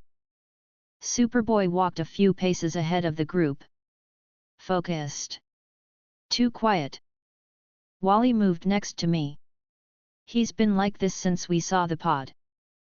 Yeah, I said. He knows what it means. Another him. Maybe worse. Mgan paused near one of the broken access doors. It's warm down here. Not just the clone's body heat. Something's been burning power. Artemis kept her bow ready. You think it's awake? Active. I narrowed my eyes. It's thinking. That's worse. Calder raised a hand. We stopped moving. Superboy, he said quietly, if this clone reacts to you. I'll handle it, he said. Don't engage first, Calder warned. I said, Superboy repeated, I'll handle it. I glanced forward. We're close. 30 meters. Right bend. Large chamber. How large? Robin asked. 3 labs combined. Full vault shielding. 1 door. No cameras. Wally groaned. Great. Sublevel 9 Cryolab E.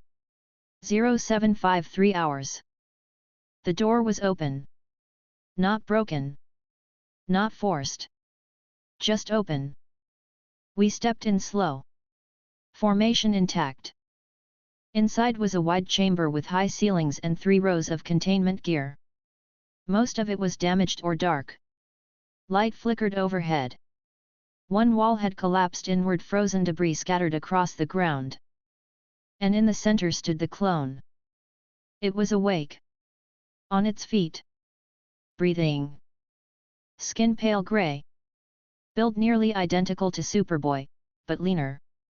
Eyes open. Bright red. It turned the moment Superboy entered. For 1 second, they just stared at each other. Everyone else stayed perfectly still. Robin whispered, they look like twins, Artemis said. No, I said quietly. Not twins. Reflection. Superboy stepped forward. Who are you? The clone tilted its head. Then I don't know. Voice flat. Hollow. But functional. Mgan's eyes widened. It learned language. It didn't learn it, I said. It remembered it. Robin narrowed his eyes. You're saying it has a base memory? Fragments, I said. Probably left over from genetic imprinting. Cadmus loads these blanks with templates. This one wasn't wiped fully. Superboy stepped forward again. What do you remember? The clone didn't answer. Just kept looking at him. Breathing steady. Then. Superman. Superboy stiffened. The clone blinked. You are. Superboy. That's right, he said carefully. I am, it hesitated. Then looked down at its hands. I am. 02X9.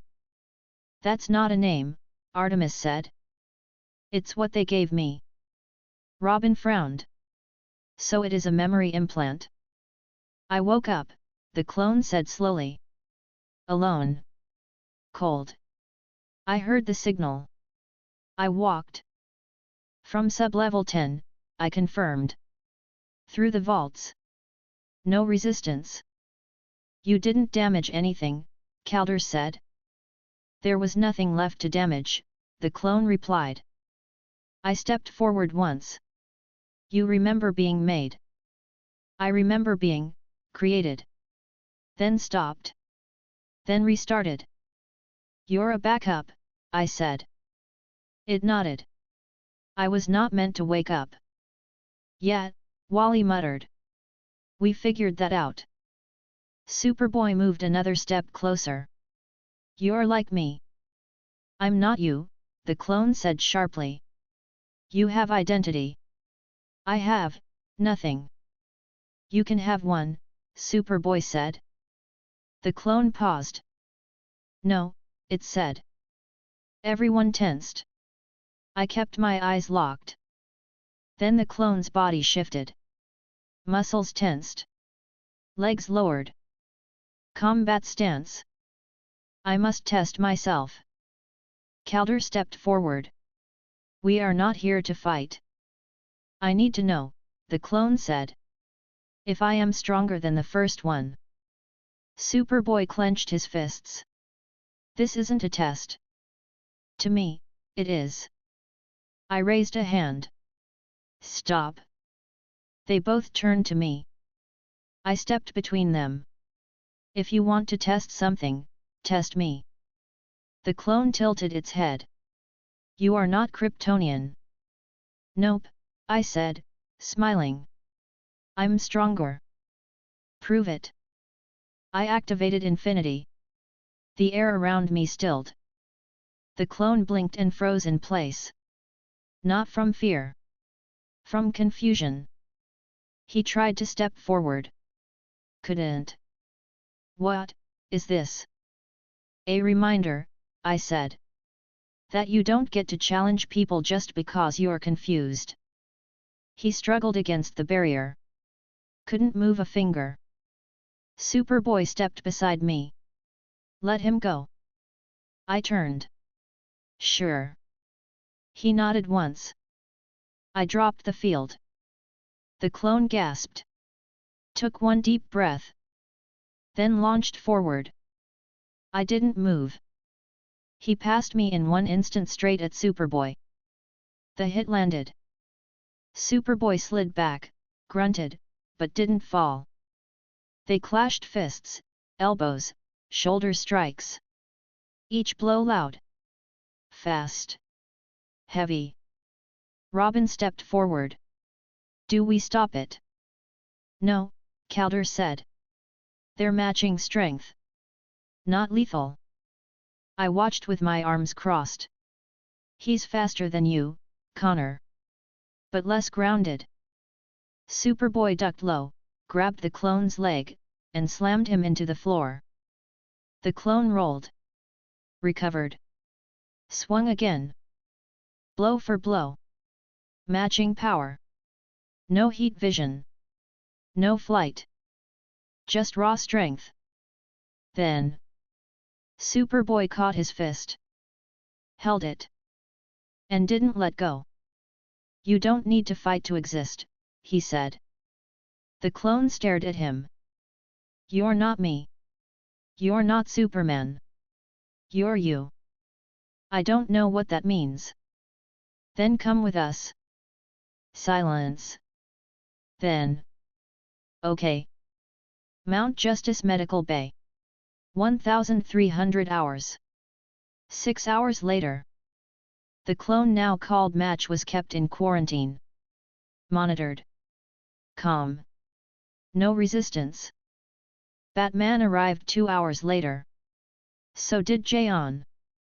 They ran scans. No external control. No implants. No mental override. Just a clone. Alone. Confused. But stable.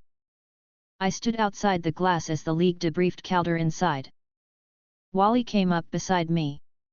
That was intense. Yeah, I said. You think he's gonna stay? Maybe. You trust him? No, I said. But I trust Superboy. That was enough. Chapter 19, No one leaves with him.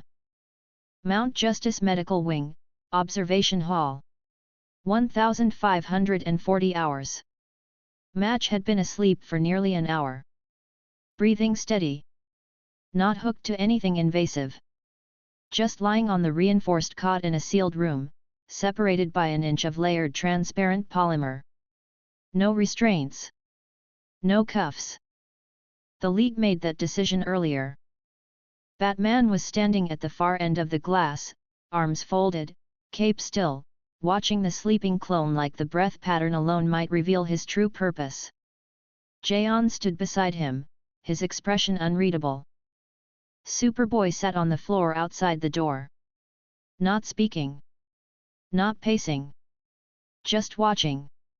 I leaned against the wall, coat hanging open, arms folded, still wearing my sunglasses because the lighting in this hallway was criminally bright. Is he stable? I asked. Batman didn't look at me. So far. Any changes in vitals? No. Still no mental trigger. Correct. I nodded. Then we've got a problem. At that exact moment, the hallway lighting shifted white to red. A high-pitched tone sounded in the distance. Then. Zeta Tube online. Identity confirmed, Cadmus Security Protocol Bravo 3. Robin's voice crackled through the intercom, we've got unregistered arrivals. Not leak sanctioned. Batman turned sharply and tapped his COMM. Visuals. Robin responded instantly. 3 individuals in full tactical gear. Black insignias. No leak identifiers. Presenting private retrieval documents. I stood up straight. So the rats finally came looking. Superboy stood, jaw tight. They're here for him. I didn't answer. I was already walking. Mount Justice Main Entrance Hall. 1546 hours. The elevator doors opened. Robin stood beside Calder. Wally was hovering near the perimeter console. Artemis and Mgan were just stepping in from the east wing. Standing in the middle of the room were 3 adults. All in dark grey combat uniforms with shoulder armor, boots, and compact sidearms. They weren't hiding their posture, standing like they owned the place. Their leader was the only one with his mask off. Mid-40s, sharp jaw, white in his temples, eyes cold. He was holding a data pad. This facility is currently in violation of multiple bioweapon detainment protocols, he said calmly. We are here to collect 02X9. You know him as Match. Calder didn't flinch. Mount Justice is under League jurisdiction. The man lifted the data pad. I have signatures. From the Department of Advanced Research Oversight, from the Secretary of Defense, and from 2 Cadmus board members. He is proprietary bioconstruct property. Non-citizen. Non-person. Superboy stepped forward. Watch it, I said quickly. Let's see where this goes. The man kept talking. We're authorized to remove him today. We are not here to negotiate. You don't have clearance to enter League property, Robin said. You're not League. You're junior agents. He looked past them at me. And you? You're not even registered. I smiled, slow and deliberate. That's because no one wants the paperwork it would take to classify me. Batman walked in then. Full presence. Quiet, heavy. Like a door shutting. The Cadmus agent stepped back half a pace. You've crossed a line, Batman said. I'm within every legal boundary, the agent replied. You're harboring a classified subject that we created. You cannot claim custody of a genetic clone under UN law. Batman didn't answer. I stepped forward. I don't really care what laws you think apply, I said plainly. Match isn't yours. You lost him. He isn't a citizen, the agent said. He has no rights. Neither do bugs, I said, but I don't let people squash them in my house. He locked eyes with me. Are you threatening a federal contractor? No, I said, I'm telling you you're not walking out with him. Superboy looked at me, surprised. Calder stepped between us. This is League business now. Then let's make it official, the agent said. He tapped his ear. Zeta Tube online. Identities confirmed, Cadmus Secure Unit, Code Bravo. 2 more figures arrived. Both armored. One carried a containment pod. The other carried restraints. Wally muttered, "Yeah, no. That's not happening." Artemis reached for her bow. Robin leaned toward Batman. They came loaded. Batman didn't speak. The lead agent stepped forward. "We're taking him. You stop us, you violate 3 international agreements." I stepped into his path. "Close. Half a meter. Try it." He stared at me. "You're not authorized to make that call." I dropped infinity, not wide, not aggressive, just enough for him to feel it. He stopped breathing for a second. Then stepped back. Batman spoke again. "Leave. Now." "This isn't over," the agent hissed. "You're right," I said. "Next time, bring someone who can fight." He stared at me. Then turned and walked out. His men followed. They didn't take the pod. They didn't say a word. Zeta Tube triggered. Gone. Mount Justice Observation Hall. 1630 hours. Match hadn't moved. But he wasn't asleep anymore. His eyes were open. Watching the door. Superboy stood in front of the glass again. "He heard all of that," Mgan said. "Good," I said. "Was that smart?" Calder asked. "You just threatened a federal operation." "No," I said. "I warned them. Next time I'll threaten." Robin looked at Batman. "What happens now?" "Paperwork," Batman said. "Pushback. Investigations. But Match stays here for now." Superboy looked over at me. "You didn't have to stop them." "Sure I did," I said. "You barely know him." "I don't need to know him. I just know them." Superboy nodded once. Didn't say anything else. I sat down on the floor outside the observation glass. Match watched me. Then said quietly, "Thank you." I leaned back against the wall. "Get used to it," I said. "You're not a science project anymore." Chapter 20, Canary's Ring, Gloves Off. Mount Justice Training Ring 1. 0840 hours. Black Canary stood dead center in the ring. She wasn't wearing her jacket. Just tight black sleeves, open gloves, training shoes, and that usual neutral expression she carried before wrecking someone's rhythm. The team stood around the perimeter in full gear. Not in formation, just clustered loosely near the outer benches. No mission on the schedule. No league debrief. This was something else. Match stood across from her, silent. Unarmed. Wearing reinforced sweats, thick boots, and a reinforced mouthguard. He didn't need armor. State your objective, Canary said clearly. Demonstrate control, Match replied. I sipped my coffee from the bench, still wearing my blindfold today. No reason to remove it for a spar. Wally sat next to me, leaned forward. She's really making him fight her? Just like that. Can't trust him unless he's been tested, I said, and no one on this team can test him but me or her. Robin muttered, yeah, but she doesn't have a death wish. You'd be surprised, I said. She's not here to win. She's here to see what he does when he could. Superboy stood near the ring's edge, tense. Calder stood to his right. Mgan and Artemis had taken seats on the far side. Everyone was watching. Black Canary looked at the league monitor beside the ring. Begin. Round 1. Match didn't move first. That surprised me. He just stood there. Eyes watching her. Arms relaxed. Canary closed the distance in 2 steps: jab, low kick, palm strike.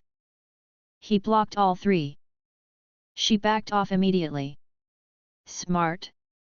Good, she said calmly. You're thinking. He didn't answer.